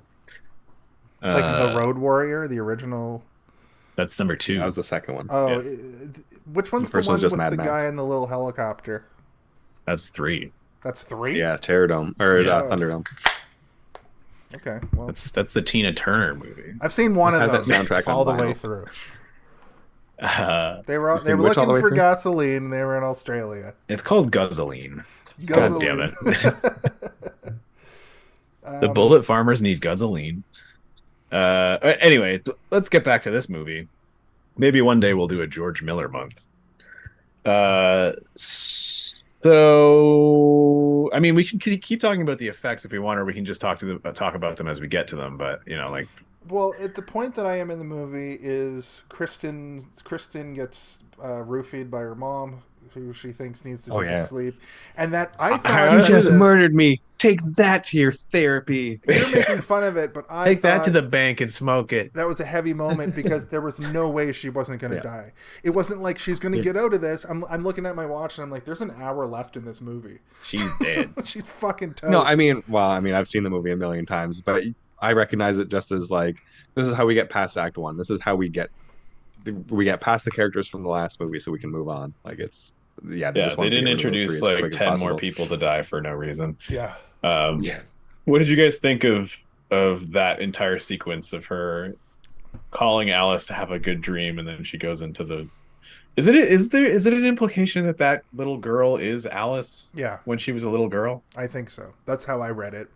like Oh, I didn't read that at all. like she But was one of the maybe, yeah. children who grew up in Elm Street world, but didn't get anything bad happen to What her. I was hyper focused on though is Freddy appearing as a shark with a shark fin that was claws that Shark turn fin into hand. his actual claws that go through the land underneath a sandcastle, which then explodes into him standing Sandcastle with him having shades and on. he stands there like it's a fucking Michael Jackson, like one of those, those like Michael Jackson concerts where he just like a firework goes off and he like launches in the air and is like it kind of reminded me of that. It was Spins in the box. campy, Yeah. it was goofy, but I like popped. I was like, oh my god, that's amazing, just because it's so silly. I like that he puts It's like total sunglasses fan on. service and like marketing. Like it was Yeah. probably mostly done for marketing, but 'Cause like they it's wanted also to fan sell- service. Like all They the wanted to sell superhero pictures movies are of now. Freddy with shades on. with like a Tropicana or a Sunny D in his hand, like it's got vitamin C, Probably. bitch. You know what I'm gonna do after this? I'm gonna look up like ads Freddy Krueger where like ads from the Freddy was 80s. like a Yeah. spokesperson for Sunny D or whatever. There's got to be some good ones. If you find any, or send like a them- spokesperson, and he like stabs the a executive. spokesperson. Yeah, Send them to me and I'll post them on the Instagram. I like that he put sunglasses on, but I hate that he put sunglasses on with both hands, like a child, like a little child. Like, but he doesn't One like hand this. has this clunky. I know, claw, but because he's got one, he's holding one normally, and the other one he's like, and then the other one he's like, this, like. Oh, Tim in the chat is calling for a Miller month. So Oh, John. we'll watch George Miller month. George Miller movies and drink Miller Lite. Oh God, Drink some Miller Lite. thrillers. Drink Miller Lite every time it's good. Every time the movie is good, and we just die. So he stuffs her into quicksand, which quicksand was big in the 80s. Quicksand is something that this is a joke that people always make, but we thought that growing up, we saw so much quicksand, we thought it was going to be a real life thing that we were going to have to deal with later in life. I've never seen it. It's basically not even Perfect a Stranger. real I remember thing. Perfect Stranger specifically. They just encountered quicksand in like the woods. They weren't even anywhere that there was sand. There's Just quicksand in the woods. I gotta tell you though, once I was taking kids on a nature walk. I used to work at a summer camp, and I took kids on a nature walk through a boggy area, and one of the kids wandered off and started getting sucked into the bog, and then I had to go out and grab him, but then I started getting sucked into the bog, so I had like 10 kids on the side of this bog, and I was like, just throw me anything, like an Indiana Jones movie. and I then had to, like, it's a snake. I had this Bogs kid are under no my joke. arm. Why and don't I'm they like, use bogs instead of quicksand? Like quicksand hardly exists. Yeah. Like it's I don't pretty think much anyone's non-existent. actually But bogs died in are quicksand. Yeah, You can't. Bogs die are in everywhere. quicksand. It only goes down. bogs so are far. everywhere and terrifying. There's And other kinds the of thing about- quicksand that you can actually get, that you can actually die from, but quicksand you can't. Yeah, they're called actually bogs. die. Yeah, it's called a bog, Jason. Yeah. Also, the dog's name was Jason. Jason. So you guys don't know. Yeah. Which I thought might have been a reference because the 6th Friday the 13th I think it came is. out. So I wrote down a question here. Jason, do you have flaming piss? I do. I piss flames all the Oh time. my god. I You go to the sweat, bathroom and it's like, I sweat gasoline while I piss fire because I'm a man. I'm goddamn mean. Yeah, normal people go to the bathroom and you hear a regular urination sound when they're peeing in the toilet, but when Jason goes in, it's just And me going, ah! and in the Screaming garden because you hope your is dick planning. doesn't burn off. No, it's made of metal. I also wanted to point out that not only is she like dying in quicksand, but he just puts his foot on her head, pushes her down. I love that. I actually really like that. He's just like, fuck you. And I was See you like, later. Stomp you down. oh, what a way to go. But underneath, of course, is the And then Nightmare on laughs Elm to the Street heavens with his Ray-Bans on. home. Yeah. But she falls down into the, I keep wanting to call it the Friday the 13th house, but it is the nightmare. It is the titular Elm Street home. It's in 1428, baby. it's in the hell. Yeah, house. which is not Freddy's house. It's just Nancy's house. Like Just Nancy Nancy's keeps. house, Yeah. I think that like he haunts it most because that's where his glove was. Like that's the whole thing Yeah, from the first. In is, like, the boiler. yeah, they put his the glove in furnace the or whatever. boiler room. She yeah. also like summons him back in the first movie and kills him there. Yeah, Yeah. that's where he Yeah. died the second time, I guess. He That's should where they stopped believing in him and he because in the first disappeared into Speaking of mist. Home Alone, that first movie had the Home Alone of it all. Like she set up all the traps and Yeah. everything. Like True, I think we that talked movie is about Home that. Alone before Home Alone. because I think he came from the school originally in the first movie. He would Yeah, he was would a make janitor or people- something. He would dream people to the school to like open. He was a janitor, yeah, because there's that Simpsons episode that's a parody, the Treehouse of Horror, where groundskeeper Willie is where he's Freddy. like, I've come for your children, It's canon. but you can't save them in their dreams. And then Chief Wiggum goes, well, yeah, how you gonna get them? Skeleton powers, which is very funny to me. Skeleton powers. skeleton powers. I like that. So after this, this is where Kristen she uses her powers Yeah. to bring Alice into her dream because she realizes that no one else can come save her anymore. Her dream warrior friends are all dead. So what's Kristen's power? She's like so pure of heart that she can accept the ability, and then she can Pokemon all I the think rest it's more of the like you're abilities? tortured enough mean that Alice? you. Oh yeah, Alice. Yeah, sorry. No, Kristen's power is that she can pull people in. Alice, yeah. I guess how it's this. Okay, can I Is she just pure go on of a heart? tangent a bit about I Alice took it as and pure being of the heart. Dream Master? Yeah, okay. Yeah, she seems pure heart. I'm definitely not arguing that, but like, it feels a bit contrived to me. I mean, it's a stupid fucking plot, so of course it's contrived. But Yeah. just that she's just like, oh, have you heard the poem of the Dream Master? And it's like, oh, okay, like I see what's going on here. You're the Dream Master, and she's just like, well, when your dreams are all you have, you kind of become an expert. And it's like, okay, so you're the Dream Master then. You're the Dream Expert, and you're the Dream Master. Because she's And constantly I kinda hated it. daydreaming. Yeah. Because she's constantly daydreaming. I just thought it was fucking stupid. See, It's my that's least favorite part of the movie.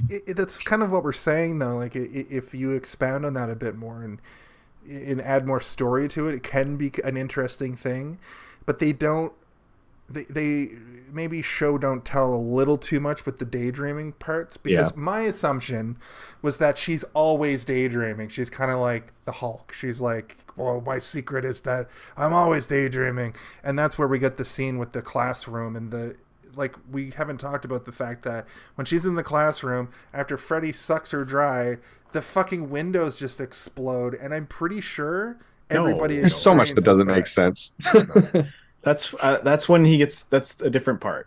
She gets sucked dry and she has an asthma attack and dies in the room. The windows blow out when her brother gets thrown through the window, and I think that's her her daydream powers are manifesting when he gets thrown through the window by Freddy. She kind of manifests things in real life a little bit, like the way like the second one. Like it wasn't even dreams at all in the second one, right? It was all Freddy it was just like possession. doing stuff by It was like a possessing possession Jesse. movie, yeah. It was kind of like that a little bit, where like the dreams were starting to manifest themselves in the real world. The other thing I noticed was towards the beginning, when Kristen and Rick or whoever it was walked by, and then behind them there's the glowing claw marks on the lockers. I'm like, why is that there? Like, no one can see that. This is clearly just for the trailer. It's for us, guys. Yeah, but I like that fucking lighting coming through there. It is a nice shot. It should not have been. It looks cool. Yeah, it looked cool, but it made no sense. It was definitely for a trailer, and like for some reason they left it in. I don't think it's meant to be there because they didn't film an alternate like version of that scene. They're just like, oh, I guess we gotta keep that cloth. Just real quick, because we don't have another shot. It's not supposed to actually be there. It's supposed to be like us as the audience being like, oh, Freddy's watching. Oh, Freddy is coming. He's coming. Didn't expect that to happen. Speaking of just filming things for the trailer, the second Borat movie came out, and there's a thing on Amazon that's just a half hour of just like cut content. And I watched it the other day, and most of it was just the trailer, just shots that they used in the trailer and weren't even in the real movie. And I'm watching it going, oh yeah. So I'm sure I respect that though, because like then you go to see the movie and you haven't seen half of it because the trailers. Marvel would do that. I'm done with Marvel. You're done with Marvel. What's the last thing you watched? I think so, unless something really intriguing comes out. What's the last thing you watched that made you go, I'm good? Because Loki's pretty good so far. The Avengers. The Avengers movie from like 2014. No, not the first Avengers. The whatever Endgame. If you ended at Endgame or Civil War, was that Avengers? Maybe Civil War was the last one I saw in theaters, and then I was kind of like, I'm done with this. If you stopped at Endgame, you're good. I don't know if I saw. You saw the whole story. I don't know if I saw Endgame. The rest of it's just superfluous at this point. But then they're working on Avengers, Secret Wars. Like Avengers isn't done. Don't fool yourself. No, I know. I'm just saying that like the original Avengers story is Iron Man 1 to Endgame. That's one 10-year story. It's done. You know what I do need to watch is the new Spider-Man like animated ones, Into the Spider-Verse and all that stuff. I have not seen any of those. My kid started watching Into the Spider-Verse yesterday, and I was like, "Holy shit! I need to watch this." Yeah, Across the Spider-Verse. He's into it. He's 3, dope. So I've said it on the pod before, but I've been pretty bored by most of the Marvel stuff that I've seen in the last since with both of those. Star Wars I can still deal with, but like I understand why you're not sticking around. Marvel, I'm still watching it. I just am like, I don't care. Like Jason was like, you're gonna love Ant-Man if you love Star Wars, and I watched Ant-Man and I was like, this isn't Star Wars. Don't lie to me. I don't like the pressure. But I do love Loki, and I actually am enjoying the new Loki series. Like I like Loki as a character. I'll rewatch The Simpsons. Yeah, he's great. And I like Owen Wilson's character in that show. I like their relationship together. I think they work very well together, and it's like this buddy cop show where like they're both almost like the same, like in terms of their attitudes. So it's like instead of it being a buddy cop where there's like this really off balance relationship, it's like they're just kind of they're almost like they'll like argue sometimes. It's not an odd couple; it's a perfect couple. Yeah, it's like they're too perfect where they almost always agree with each other, and it's like they'll be having an argument and they'll be like, "No, that's what I'm saying. No, that's what I mean." And be like, "Oh, okay. Well, I suppose we can move on then. All right, let's go." Like, good. I really liked Moon Knight because I loved Moon Knight comics as a kid, and I thought that show was really good because it was pretty like dark and grounded as opposed to like what I need.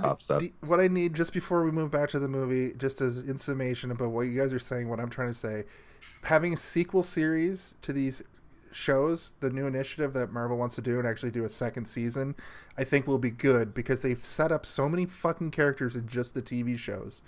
And we now know that they're not going to put these characters in movies because they never do. It's the same as the fucking post-credits. They never went anywhere with those post-credits for the most part. They're going to start doing second series. I really wanted a second series to Moon Knight because they set up so much shit that they didn't pay off. I'm totally bummed there's not a new... Yeah. Oh, that show also like shit itself. It also nobody watched it. Nobody cared. I cared. Because no one knows who Moon Knight is. Like I watched it because I know who Moon Knight is, but if I didn't know who it was, I would have been like, whatever. Marvel's really scraping the bottom of the barrel. On Moon Knight to me, I actually really like Moon Knight as a kid. I used to have these like Marvel looking fine, but like a Where's Waldo, but like Marvel when I was a kid. I had like a couple of them. Where's Moon Knight?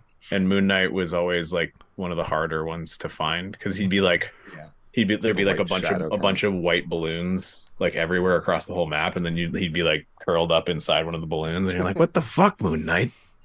How'd you get in there? Are you a ghost? Can you travel through walls? What I found off-putting about Moon Knight was Ethan Hawke just looks so disheveled and like hideous. Which he's a bad guy, and I get it. Like that was He's the got point, a bunch but of I'm like, glass. You in used to his be. shoes. Yeah, he had a used to be so contract. handsome. He had like a thing where he didn't play villains, and now he's doing his villain round. He's like, still handsome. It's just they're Yeah. doing that to him to make him look like Yeah. But it threw me off because I'm like, you were in like Till Sunset. Wait, what was that called? After Sunset? Before Sunset? Fire in the Sky. Was he in that? Or the guy that looks a lot like him. He's in. I think it was a guy that looks a lot like him. I think nobody. Fire in the Sky is a bunch of nobodies. He I plays a believe. bad guy in Black Phone, and it's a similar kind of vibe, where it's like, why is this extremely handsome man playing a dirty pervert? Anyway, back to this You film. guys seen Training Day? That movie's fucking. No, we're Training still Day talking about rules. Ethan Hawke. Training Day fucking Never mind. rules. You ever have your shit pushed So in? fucking good. King Kong. Have you ever seen got shit on Training Day? Gattaca? I haven't seen Gattaca, but I've heard it's a movie that. Funny thing about Gattaca is all the letters in the name Gattaca are the letters that stand for the different DNA proteins. Oh, I didn't know And that. that's what that movie is about, is genetic manipulation. So It that's that's a That fun movie little used to. fact with that movie. I watched that in school, film school and high school. I think my English teacher in high school was like really into like trying to teach us about like how to not allow the government to, it was like that world is basically like, what if Nazis did take over and they would like get rid of people just based on like genetic predisposition? Eugenics. Yeah. I don't think I can say eugenics on Twitch. Yeah. Nope, we're canceled. Oh my God, they stopped broadcasting. My computer is deleting all the files on my computer. Tim says that Gattaca is fairly tight, and Danny DeVito produced it, so that's interesting. Oh, yeah, Gattaca's pretty dope. It's like, I got a real good idea for a real good picture. It's called Gattaca.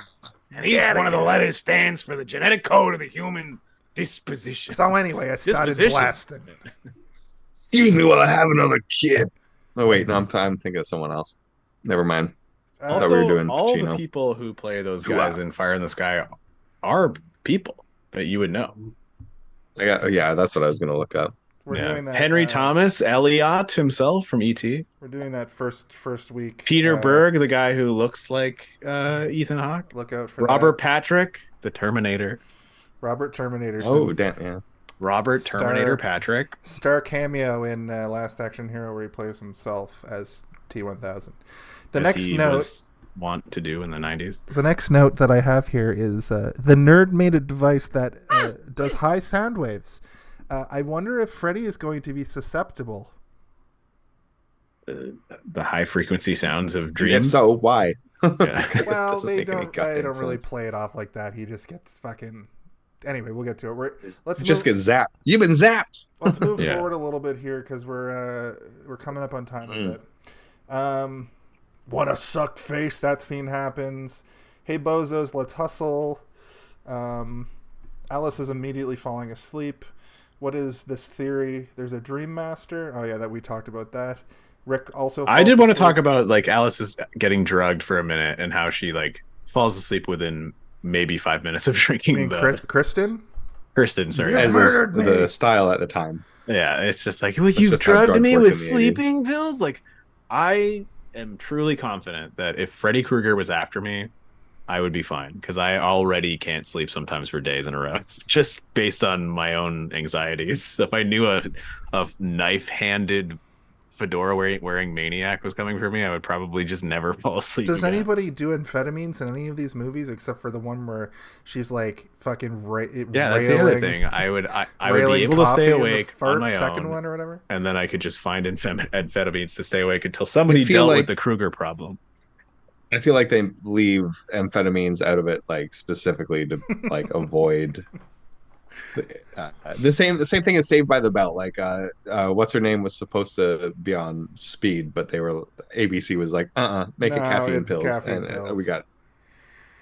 Yeah, I feel like it's just for the kids. They were like, no, I think we can't Saved have by these the kids Bell doing speed to subtext. stay awake. We can figure it out. We don't need to have hard drugs.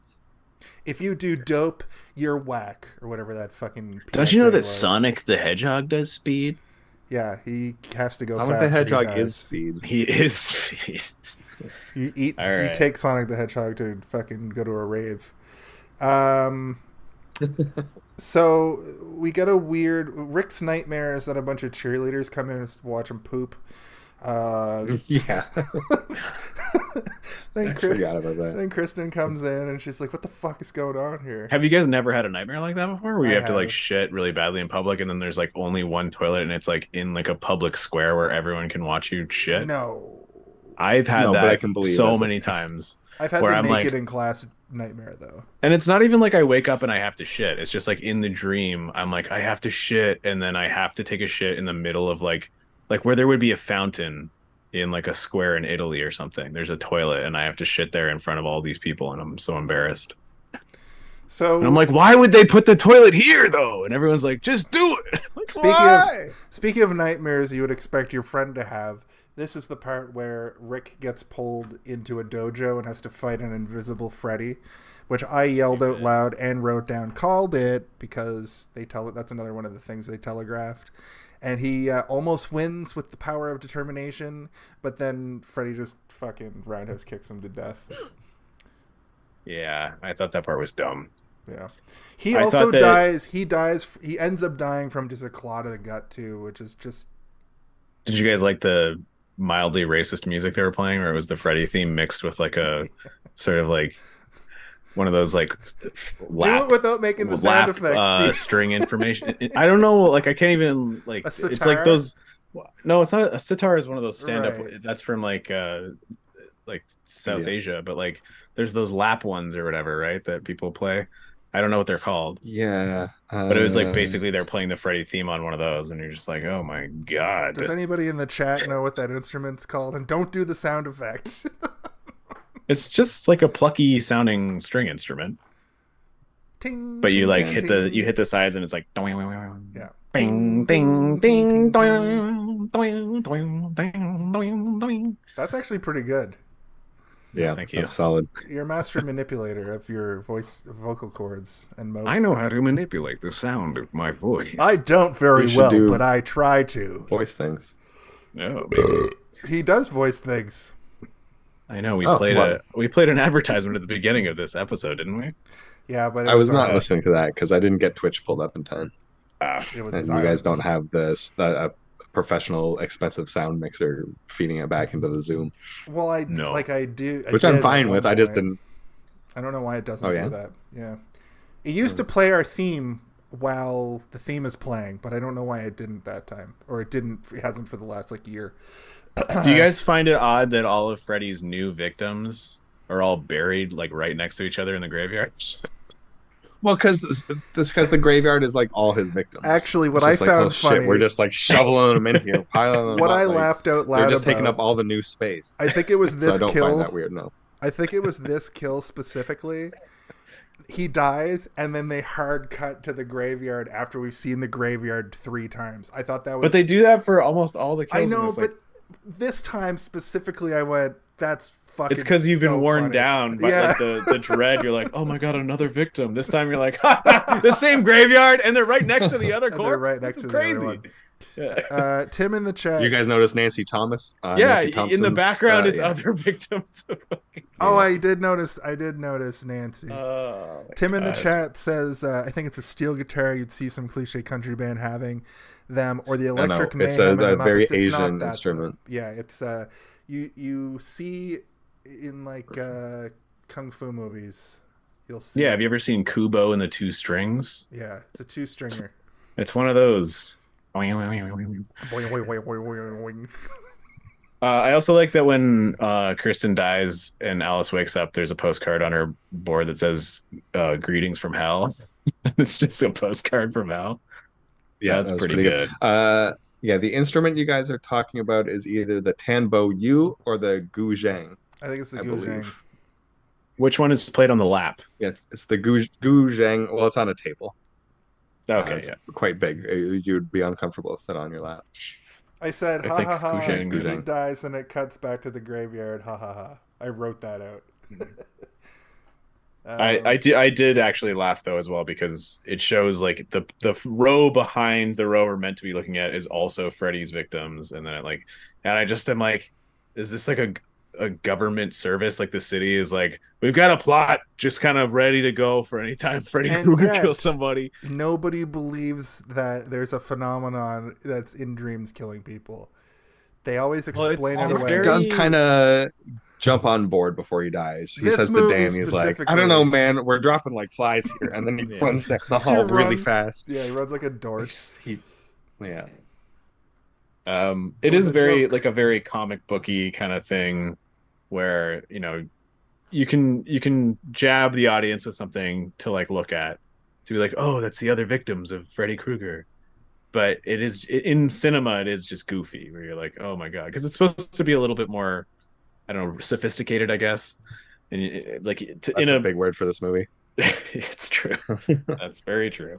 I'll just move right on then. I already talked about the fact that they didn't know how to do. Says, Craig, how do we see your posts? I think he's just reading on Google.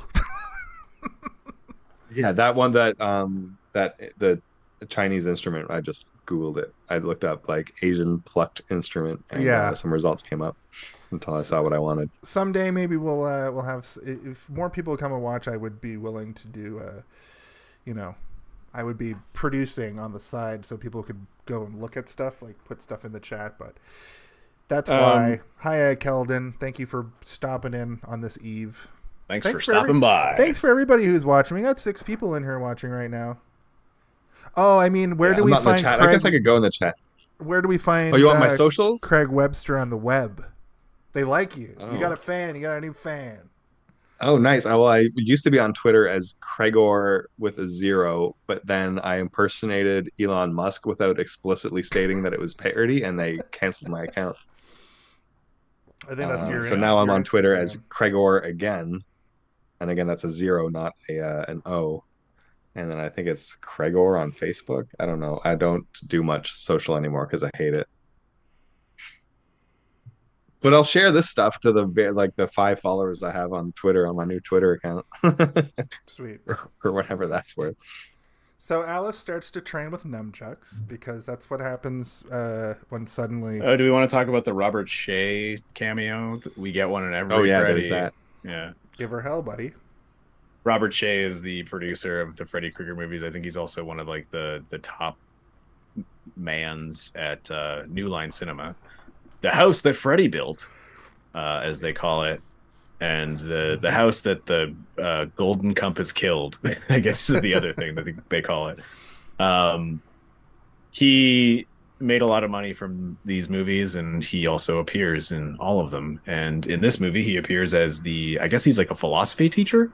I don't know. He seems to be speaking about philosophers and just like boring stuff that then puts Alice to sleep in class, where she starts to dream about her brother. I guess this high school has philosophy class. I thought it was like English, like senior, like English. Well, they're talking about. What are they talking about? They're talking about.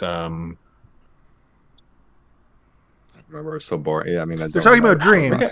They're talking about dreams in the context that there's a good dream and a bad dream. Dream keeper. I think they're talking about Aristotle. I'm pretty sure he mentions Aristotle within the conveation, but it might be like a quote from Aristotle about dreaming. But it's also the idea that you can manipulate your dreams, which I lucid dreaming, which I actually did one time as a teenager, and I had to practice it for months to be able to do it. And all I was able to do was realize I was dreaming and change the color of the sky, and then I woke up.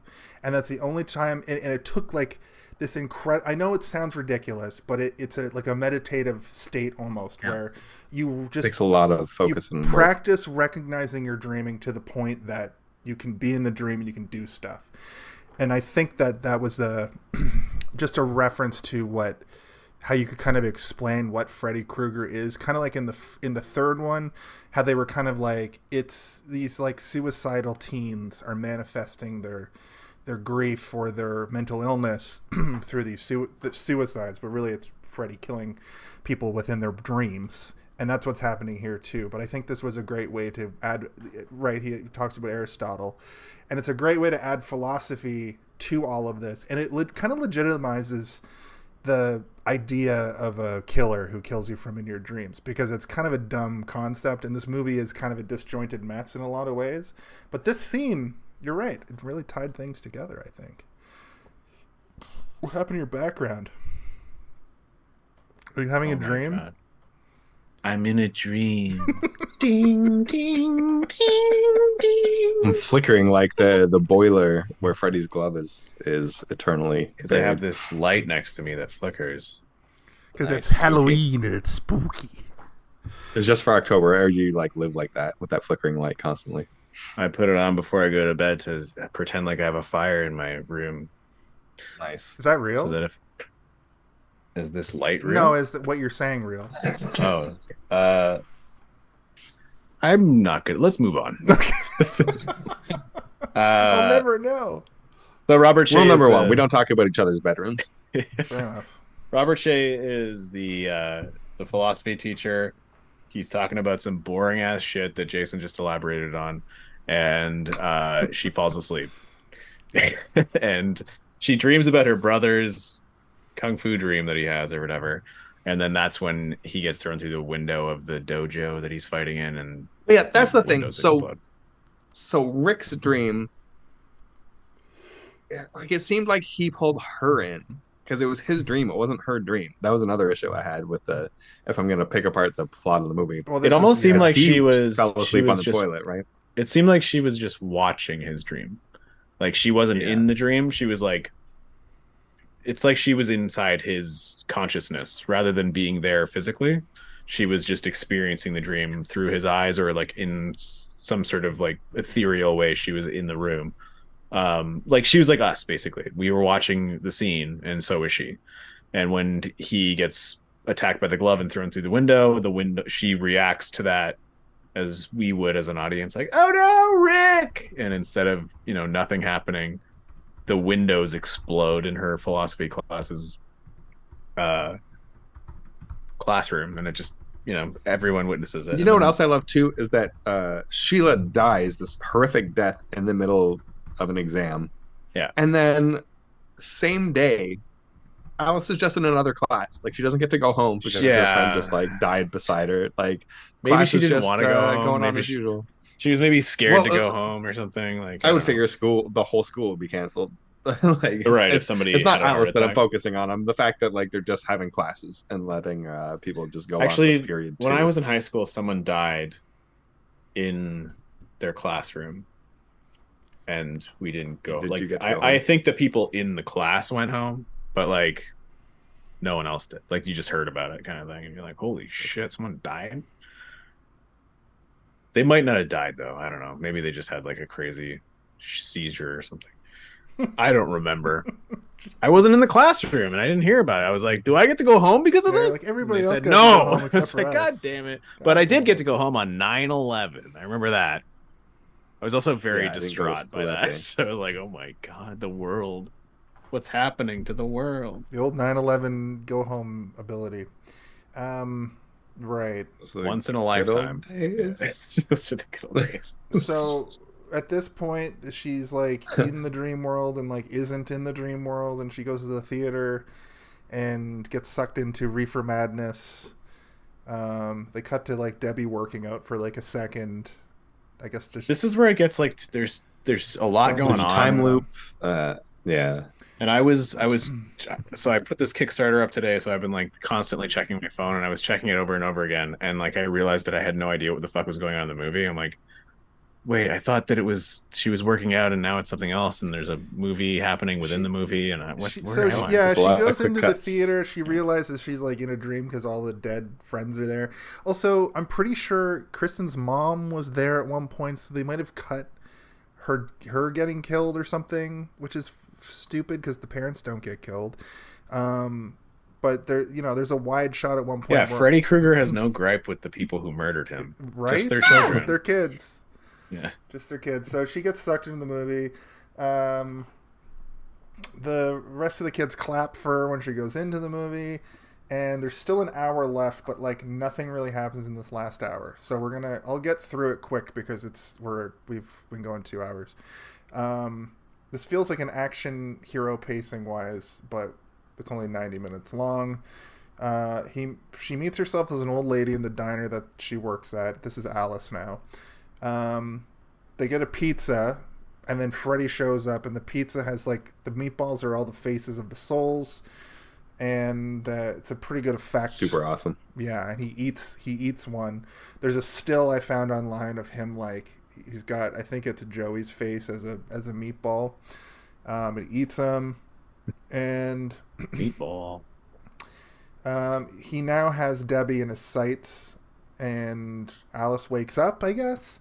Alice and Dan go to the rescue too because they know Debbie's targeted, but like they're like still in the dream world at this point too. And Freddy shows up at Debbie's. Freddy sets up like a time loop. Yeah, because they also like crash that's the into part, right? Yeah, they also crash into Freddy, and Dan gets hit on the head really bad, and the paramedics show up. But then like Alice is like, "Don't put him to sleep," even though I thought they were in the dream. And then we get the. It's tough to follow. Then we get we've talked about this kill a few times in the movie, the cockroach segment, which goes on for a while. You know, she slowly turns from human to cockroach in a very body horror, very well done body horror way. It was the only part of the movie that I actually would like gasped and was like, ugh, and had to like kind of look away. I didn't. I just picture Jason watching this really good. Oh my! Oh, Jesus. Is she turning into a cockroach?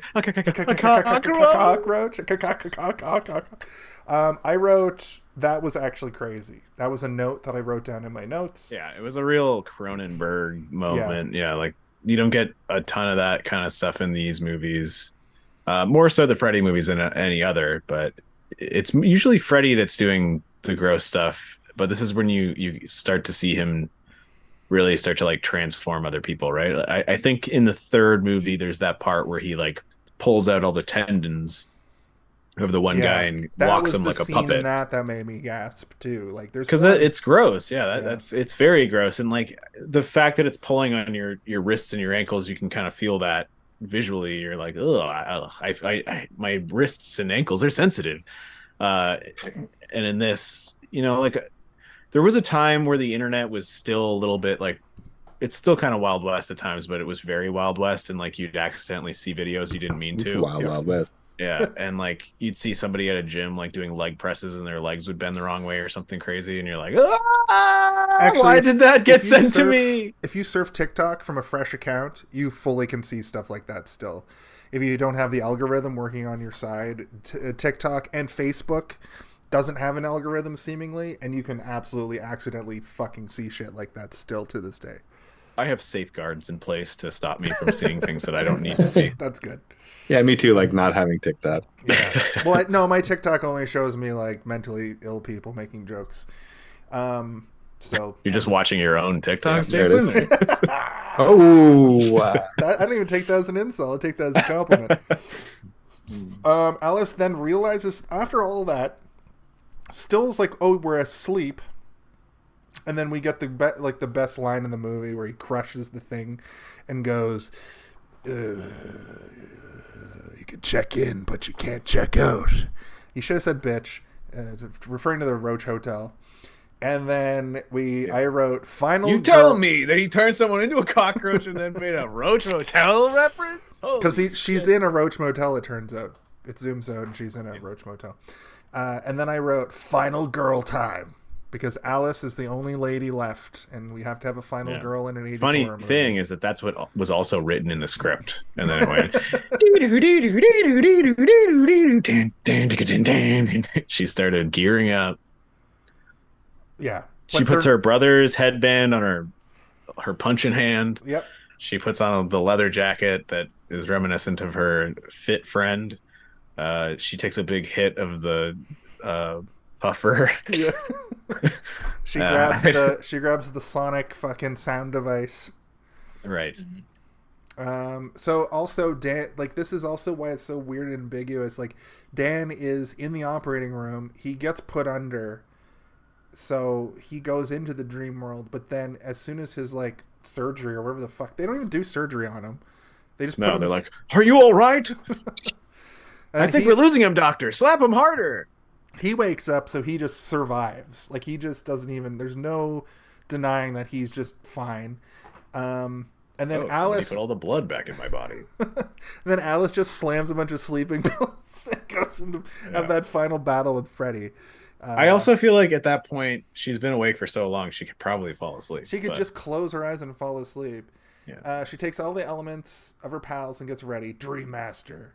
I want an action figure of Alice, and that's real. She looks so fucking cool with the thing on her hand and the jacket and the, I thought that would be a cool action figure to have. See, I don't know, man. I thought that her character she was so lame throughout the whole movie. I wrote, what a good character development because she overcame. Yeah, that's the point. I guess. Yeah, she absorbs all the powers of her friends. She abandoned lame and stop being lame. Adopted fame, but she's kind of like the end result of how she looks at the end of the movie when she goes into the dream world should have been like a crazy hyper realized version of what she had put on, right? Like she puts on all exaggerated, like the collar on the like in should be like a crazy Dracula collar with like spikes coming off of it, and she has like like three in Dream Warriors when the girl had like the well, I was gonna say that's the Dream spikes Warriors on the leather jacket and everything. Does that basically. Like she should have gone in looking like something that Freddy might for a minute be like, what the fuck, like instead of just like looking like she's wearing a bunch of other people's clothes. Well, it's not Dr. Which he might still say what the fuck too. That's true. Yeah. Then they have a preliminary, or she just dresses exactly like Freddy, like she's wearing the same sweater and hat and glove. They have a preliminary battle with with Freddy in a kaleidoscope, I figured out is what it was. Oh, right. Is that... Oh, that's what it was supposed to be? I think so. That's what I... Right. And the end of it, the glass part of the end is a stained glass window. That makes so much more sense. Yeah. And then they go to a church. They're in a church, okay. Yeah. Okay. I was going, that makes more sense. Yeah. I was like, what is this weird funhouse shit? And then I noticed the little like holes on the side and then the glass at the end. And as it was turning, I know a kaleidoscope, you just turn like usually two pieces or like even just like the lens. But I was like, this is absolutely a kaleidoscope because the little light things on the side. I've never used a kaleidoscope. I don't know. Really? Well, I wasn't allowed to when I was a kid. My parents were scared that it might get me hooked on drugs. Is that a real thing? No, I'm making it up. Okay. I don't know. I don't know why you. Man, what I would your like to try still. is drop some acid and use a kaleidoscope. Yeah, that's what my parents were scared. Like of. Now that you put those two pieces together, I'm like, that is a good idea. They thought that kaleidoscopes were a gateway drug to acid. Take acid and use a viewfinder, bro. Nuh-uh. Acid's a gateway drugs to kaleidoscopes. Oh shit. That still make you want to use kaleidoscopes. Like breaking news. Last night, every single kaleidoscope shop in Toronto was broken into. So then I have... All signs point to one guy. Yeah. You have like so many. Just like, me. Try them all. Yeah. Alice's final girl. She kicks the shit out of Freddy with no issues. Yeah, she does. Then she has all the powers combined. You got their powers, I got their souls, he says. And then they have like just a fucking straight up kung fu fight. I'm a soul man for some reason. Yep. I'm a soul man. I've been guarding my gate for a long time. What version of the movie did you watch? The good version in my brain. I'm the dream master. I can make anything I want in my head. That was the one bitch of the movie. I wrote it down. I've been guarding my gate for a long time, bitch. And then some actual good cinematography for the fucking fight. It felt like an action movie, which was pretty good. She used the sound ray thing to so this part was weird, right? Like she just rips some wall off and grabs the electrical wire and then shoots the sound ray and then She's the dream master. She conjured it. She just needs a point to conjure. She can't just conjure it out of nowhere. She has to it has to make sense within the context of the dream, right? And then she's got to punch a hole. Yeah. Shoots, like a totem, like to focus on kind of thing. Right. Exactly. I thought that you know how like Venom and Spider-Man, you have to like do a sound wave to like confuse the symbiote to get off the person. I thought that's what they were gonna do with it, but instead she just shoots a fucking laser through his chest that's like this big. Yeah, it's a You see sonic his beam. heartbeat. It's a sonic boom. Yeah, sonic. Haven't you ever Sonic played beam. Street Sonic Fighter? beam. Sonic Sonic beam. But yeah, his heart's still beating, and he's like, I'm eternal, and That's the one effect I think in the movie that did not work. Like in terms of like the special effects all over are great, and there's not a ton of compositing, and the compositing that is there you can forgive. But when it's just a shot with this clearly composited like hole in his chest that like he's moving and like and it's like not really moving, matching up to him, and it just doesn't look great. It's like why do it? Why not just have him have like a big gaping like impression or something, you know, like a big like dented in thing that's like bloody and gross. Why does it have to be a perfect hole? Yeah. What's with the perfect hole? Everybody wants a hole to go Everybody through wants a people, hole. and it almost never works. The heart me one- beating was like an added effect to that, though. I thought it was a nice little. Yeah, but it still looks like shit. Like Like when you're what would have happened now though is it would have like, but in this he just like waves his hand over and it's just fine. Which yeah, he was does a kinda- magic trick. Yeah, He which goes, I thought now was you kinda see lame. it. No, you don't. Speaking of seeing, it turns out that you can defeat Freddy if you show him a picture of his own face in a mirror. Which Just like the picture of Dorian Gray. Yep, This movie is way smarter Yep. than us, guys. it's not what the picture of Dorian Gray is Yeah, at all. I'm sure that's exactly what they were going for. No, is in the picture of Oscar Dorian Gray, you Wilde, have to destroy the. Yeah, you reference have to Dorian destroy Gray. don't you have to destroy the person who painted it? But also, it's a painting that just steals No. your life essence and the painting gets younger. And No, it younger. ages for you and takes any damage. Yeah, it you doesn't take. steal you. Yeah, Oh, yeah. okay. It's a gift from the gods. or It also whoever. I don't know. embodies your inner monster. So if you murder someone, you'll go back and your hands will be covered in blood in the picture. Ugh. That's awesome. So I guess seeing him is his weakness. She hits him with the mirror, and the souls escape. The effect of him, first of all, And then Soul Man starts playing again. I'm a soul man. he's getting stuck to the thing, and the hands are coming out, trapping him, while Soul Man plays. And then his head rips in half, and the souls escape. Someone grabs his jaw Yeah. and rips. It's great. It's It's really awesome. good. And then he's kind of stumbling around for a bit with just this like bottom jaw only with gas coming out of it, and he's like, ah, shit. I don't know if that's what he says, but it's good. It's pretty good. He's just saying muffled noises. But I mean, we already talked about it. That is probably the most impressive. Yeah, like that scene Special goes effect. on, like the whole all of it goes on for about 5 minutes also, because it's such a progression of the hands coming out, showing like close-ups of like a large, whatever the opposite of a miniature is, a large of the actual actors' faces coming out and being pressed back, and then like the Yeah, they do this regular sort of, side like- with miniature faces. It's similar to what they did with Gremlins and stuff, right? Like Yeah. they use this like macro version of a Macro, of a that's chest good- cavity right? to have the faces, but the way they cut it, it's seamless to the point that at first, because they have the little animatronic faces on his chest, and then it cuts back to him, and then it cuts back to those, and they look still like the animatronics for a second, and then they start moving around more, and you're like, oh, that's a real person's face under like a thin layer of latex or whatever. And the more you watch it, the more because usually these types of things you need to cut away quickly, or else people start to use their Sherlock Holmes powers of deductive reasoning to be like, this doesn't make any sense. And you do figure it out in your head, but it still looks really, really good. And it is quite disturbing out of like every other effect in this movie. It's the most effective in terms of like, ugh, there's a naked lady in his chest. And she's trying to get out. And she does. Which is great. And then she says, "Rest in hell." I didn't like that. I didn't like that. I didn't like it. It's not a good, like, you know, Freddy already had like a ton of good lines, and then her one line is "rest in hell." Yeah, it's fine. Yep. I don't know. People say a lot of It's- things. yeah.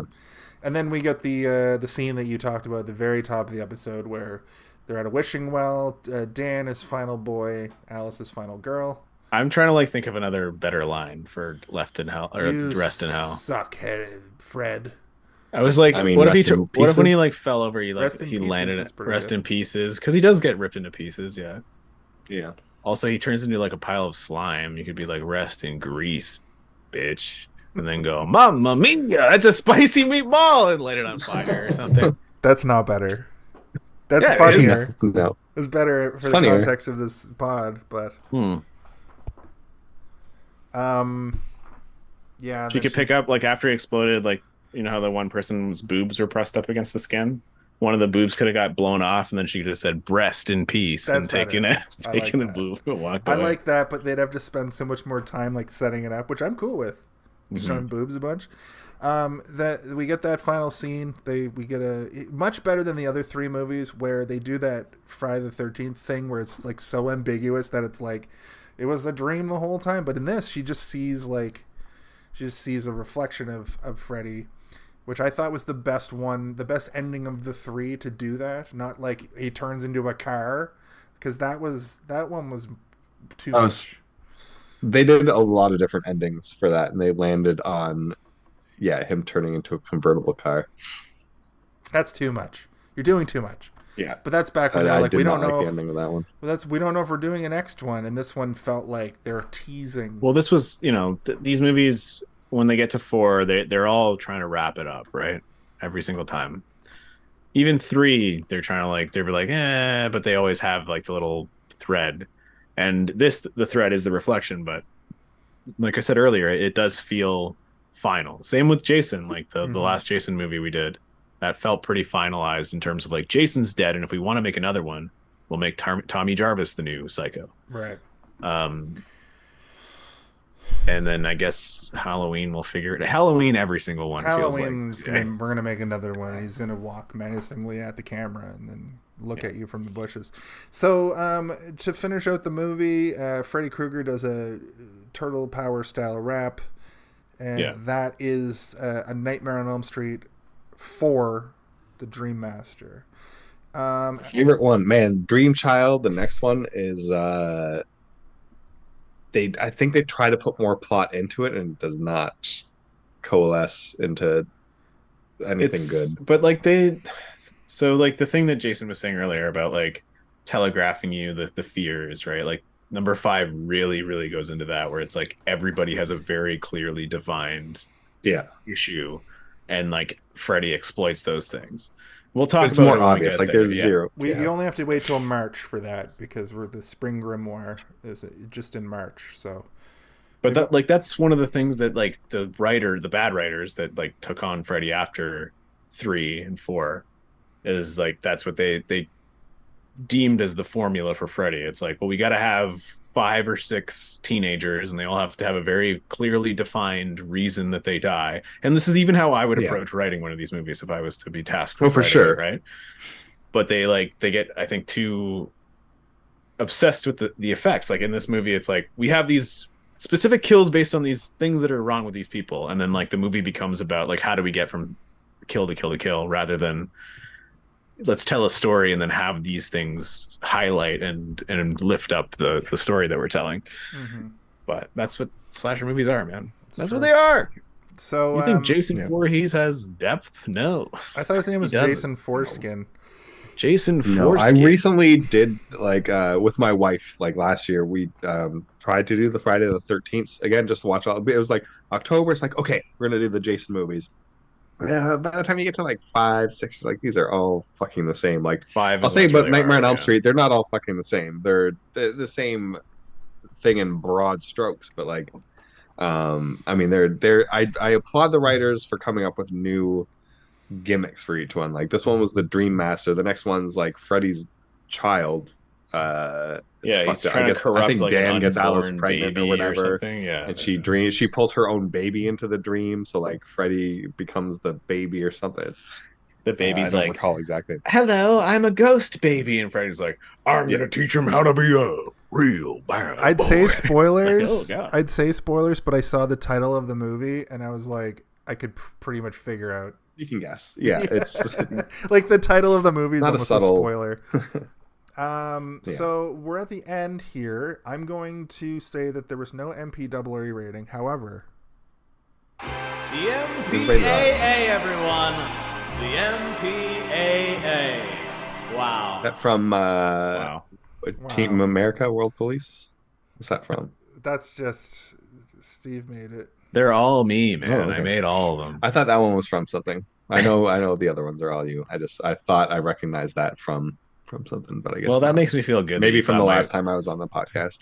Yeah, it makes me feel good that you thought my voice was from a real thing. You have a good voice. I'm not gonna mince words. Thank you. Wow, didn't even mince words. Your voice is Craig Webby, everybody. Wow. Check this out. Nice person. It's time for our final thoughts.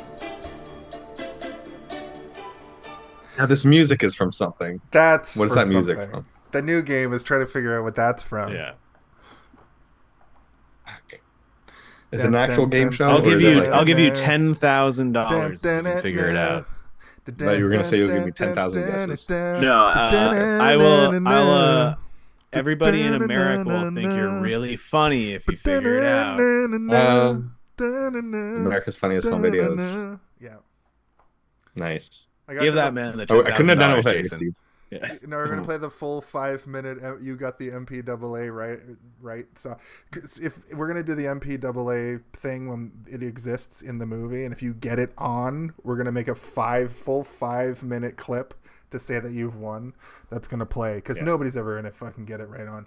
At any rate, as we do every week, much like the history, we give our final thoughts, our in summation, and if you want to do some sort of real rating or joke rating, feel free. And I will, of course, start with the guest. So, Craig, why don't you give us your final thoughts for A Nightmare on Elm Street Part 4, The Dream Master?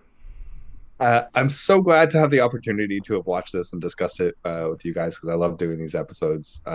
Like particularly horror movies are like it's my favorite genre because I mean, not so much the Freddy movies beyond the first one, but I love the idea of being so good at making a genre of movies that you can actually terrify people. And that's what, like, I'm always that's the dragon that I'm always chasing is like a horror movie that can actually like scare me again because each one I watch like desensitizes me further. This one desensitized me as, a 9-year-old. It set me up for decades of watching both cheesy and high quality horror movies. And I love it. If I were to give it a rating out of 10, my personal, this is far from the best movie in the series. I think the best movies are the first 3, and then this is a sharp drop off in like film, like cinematic quality, but it's still maybe my favorite because it's just I just love that they're like, we're not going to worry about the plot so much. We know you're here to just watch the creative kills. And we just spent $2 million on a pizza with little meatball faces on it. Yeah, so. The budget went into special effects. It didn't go into the actors. I mean, if the money was going into the actors, they probably could have got Patricia Arquette back because she's good, but it's not like she was off doing super high budget movies immediately the next year because this movie did come out 1 year after the previous one. So clearly they cut back the money that they were paying the actors and use that for special effects, which I applaud. They were like, we are gonna try this, and it paid off. I think this was the highest grossing of all the Freddy movies. What was your so they knew what they were doing. What was your rating? Oh, sorry, rating. What are we going out of, like 10? I'd call it, personally, I'd say 8 out of 10. I mean, I know it's obviously like 5 out of 10 on IMDb, but in terms of like how much I appreciate it, I'm gonna say 8 out of 10. Awesome. Tim in the chat, I think he's a similar age to you, Craig, and he says this was my first Elm Street movie as a kid, and it definitely made me want to watch the rest. He gives it a 4 out of 5 claw fingers. So that's which is the same as 8 out of 10. Yeah. That's also what Freddy gives it. Yeah, bitch. All right, thank you, Craig. I'd like to give you a little bit of this because you're fucking always an excellent guest. Oh, thank you. That's their audience. They're fickle. Man said full bow. Yep. Steve. I've had 3/4 of a bottle of wine, so now I bow. He's at bowing. He's at the bow stage. You're probably gonna blast a joint, sleep like a dog in a baby's carriage. I'm not blasting a joint. Fuck I am I cannot talking drink and blast joints. I will throw up. Okay. All right. I give this can't movie combine the two. I will puke if I smoke weed right now. Steven, why don't you give us your final thoughts? All right, I will. I think out of the four we've done so far, I still think that the second one is the best. I do love the third one, but I think this one kind of improves on some of the lackluster effects of the third movie, but without the heart and storytelling of the third movie. It would have been great if they were able to have sort of like that perfect marriage of effects and the storytelling from the third movie. And obviously the dream is that we get the subtext of the second movie, but you know, that almost seems like an accident at this point when you watch those like documentaries like Scream Queen and stuff, where you really see the behind the details or behind the curtain sort of details of. They didn't know what they were getting with number two. Like the writer and director were like, well, this is what I'm going to do with it. The writer knew, the director must have known, but like the studio was like blind to it, right? But anyway, that's a whole different world of horror, right? And horror in general is like predominantly queer friendly, and like any gay person that you meet loves horror. Like most gay people, I don't know. I'm not going to say all, but you know, I like to believe all, because all the ones that I like, including me. So this movie, it falls short for me in a lot of stuff, but it really kind of showcases what Freddy can do in terms of like the creativity of the gross kills that we get, and the ones that we've gotten before are gross. I think that the most predominant one in my mind from the second movie is when Freddy pulls back his own skull to be like, "You've got the body, I got the brains," and you like see his brains like pulsating cool. And stuff, and you're like, "That's amazing!" And like this, every single effect in this movie is that quality or better, you know. And it kind of sucks in terms of like what I know is to come, because I've seen all these movies a bunch of times and I know that it's not going to get better for a little while. I know it does get better eventually there's a tunnel that you have to run through to get to something good, but you've got to sprint through like 3 or 4 movies before you get there. And that's one of the down points for me, and it does affect my rating, is the fact that I do know what is to come and how much more Freddy is going to become less and less scary and more gimmicky, which is why I do love New Nightmare so much, is because that's the whole concept. It's like, well, no one's scared of Freddy anymore. He's a joke. Let's make him scary again. Yeah. And they pulled it off, unlike the remake. Yeah, for sure. They did not pull off. There are some other things that I do love other than the special effects. I don't know if you guys noticed the lighting in this movie. It's not amazing, but it's ambiotic in the sense that like anytime you're in a dream world, which is something that I really like about the Freddy movies, and I dislike about the ones that try to kind of like stray away from that, where they're like, we don't want you to know you're in a dream yet. I'm like, no, best. I want someone to like put their head on a desk and immediately wake up and have a green light coming this way and a pink light coming that. Like I want it to be like you're in Freddy's world now. And I appreciate it in this movie because it's so on the nose. The claws, we talked about it at the beginning, the pink light coming through the claws on the locker is like, all right, it's too much for it to just pop up in here for no reason, but I do like that visual, and that is kind of like it sets a precedence for the rest of the movie into like, when Freddy's there, you're going to have some seriously intense pink lighting, and he's going to probably kill you. When the lighting gets more pink, you're more dead. But I'll cut it off there because I'll keep going forever. Story, bad. Effects, good. I liked some of the acting, not all of it. But I liked Andale. I liked that she was back, but she probably should have died. And when it comes down to a rating, I'll say that when it comes to the effects, me in this movie could survive Freddy Krueger for probably about a month. But when it comes to story, oh my God, am I in trouble? That's your rating? Yeah, that's my rating. Amazing. That was really good. You know what, Steve? I'm going to give you one of these because you had a big day today, and that was an excellent final thought. And I control the sounds, so I control the media. I don't know what that means. That would be a good like Freddy Krueger takes over the media. he's broadcasting dreams to the world. Hey man, it's very it reminded me of what was that knockoff of Twilight Zone? What was that other show? Factor The Fiction? Outer Limits. Oh, The Outer Limits. Outer Limits. Yeah, Outer Limits, because they were like, we control what you see and hear. Oh yeah, control if you're the seeing vertical this, and the you have horizontal. a huge problem with I liked aliens that and show Bigfoot. because it was on in the 90s, and I'm from the 90s. Very 90s, and filmed in Canada, so it's just full of Canadian actors. Yeah. Right. This one is fun and has some cool moments, but it's got some disjointed ideas and some really bad plot progression. The ADR, which we didn't talk about, is fucking awful a lot of the time. They, especially outside, they couldn't figure out the mix on outdoors. I guess they didn't have boom mics or lav mics or anything adjacent to that because they just could not figure that out.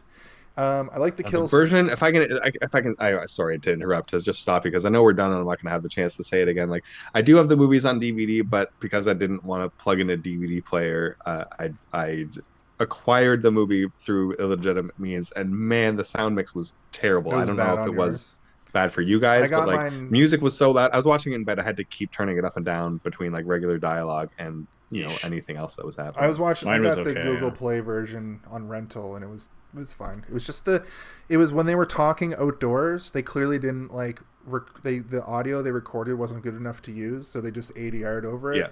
That's when it was the worst. The whole movie feels like ADR. Yeah. The audio was not great. And they're not great actors, so their ADRs is just wrong. Like, it's just completely off. Yeah. I'm surprised we didn't talk about that sooner. I'm glad that I put that in my final thoughts here. I like the kills a lot, and Freddy is still in his badass era, in my opinion. Not like a parody of himself yet. He hasn't gone full parody of himself yet. These movies have a specific vibe I can't really describe.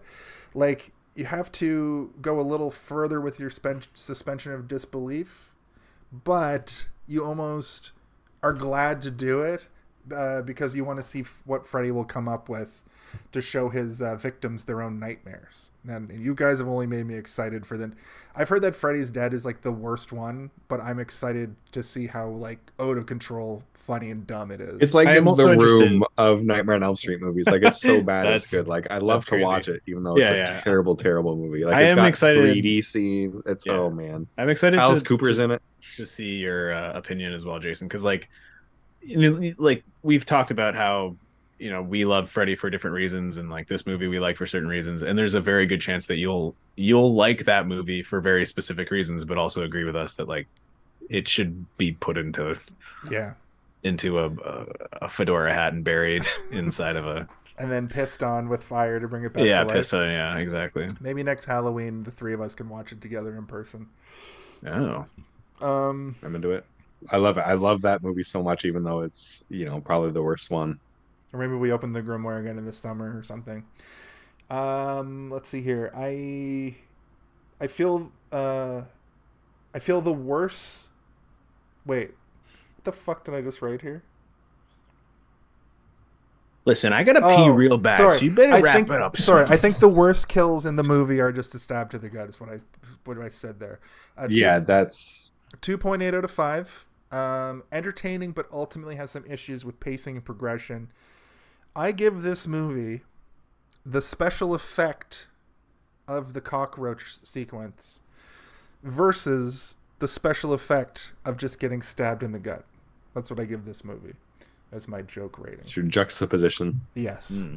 I think that we did a good job here of covering everything for this movie. So once again, Craig Webster, do you have anything you'd like to plug right now? I know last time you didn't really have anything going on. No, I have 2 kids and barely sleep.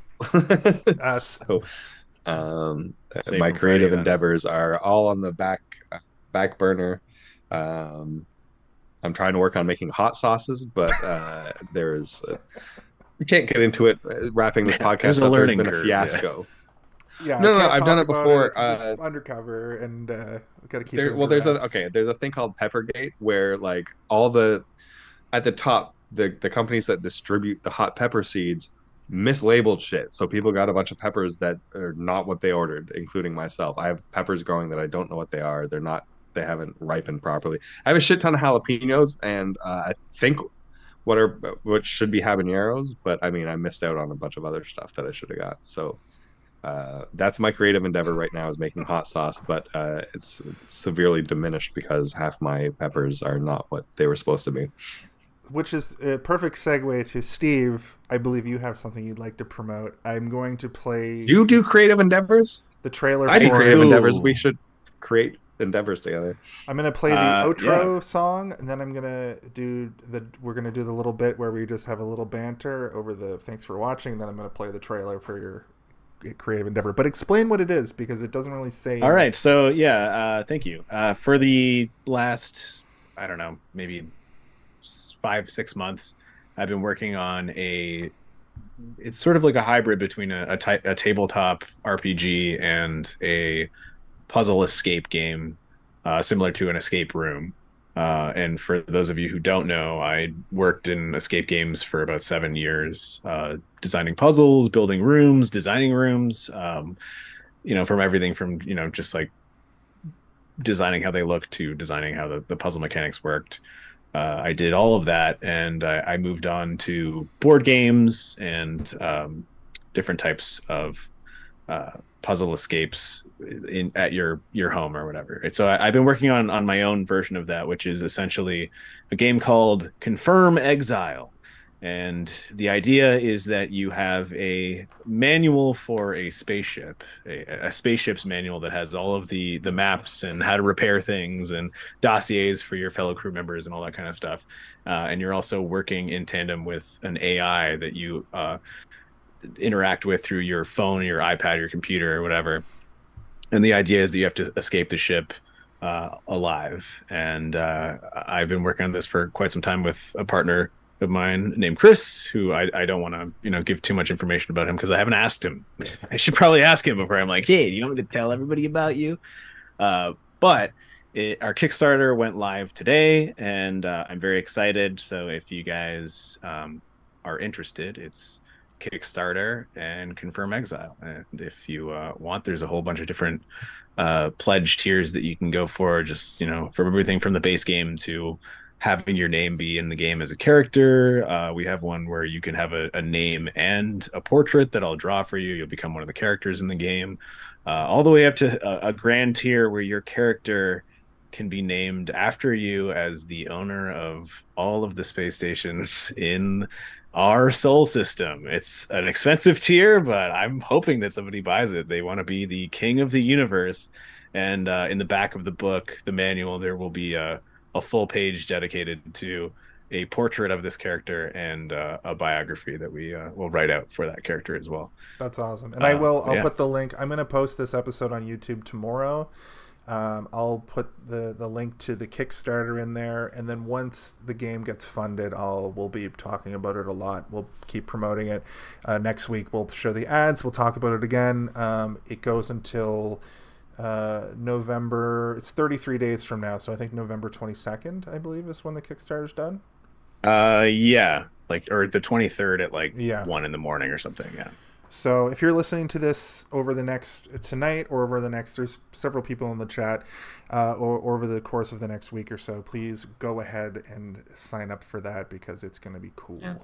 I backed it. I'm excited. I'm excited about the fact that you're combining like physical media with like an app, but you're combining like the two different worlds into one. And I mean, we joke around about my audio stuff on the podcast all the time, but that primarily is how the puzzles will be delivered to you is through audio recordings with the AI, who will be voiced by. I'm not joking when I say you're a master of your voice. Thank you. Sincere about that. Don't laugh. Oh, thank you for saying that about me. All right. Well, now you're just. I take it all back. Oh God damn it! Listen, I'm gonna pee in my pants. Yeah. Okay. And with that, well, considering how bad you have to pee, that was still pretty good. That was just my pee holding in voice. Yeah. And with that, Craig, do you want to ask the very important question that we ask each and every week? Hey, have you seen this one? That one? Is it that one? No, Yeah. it's this one, right? Close it back. Is that the question? Yeah.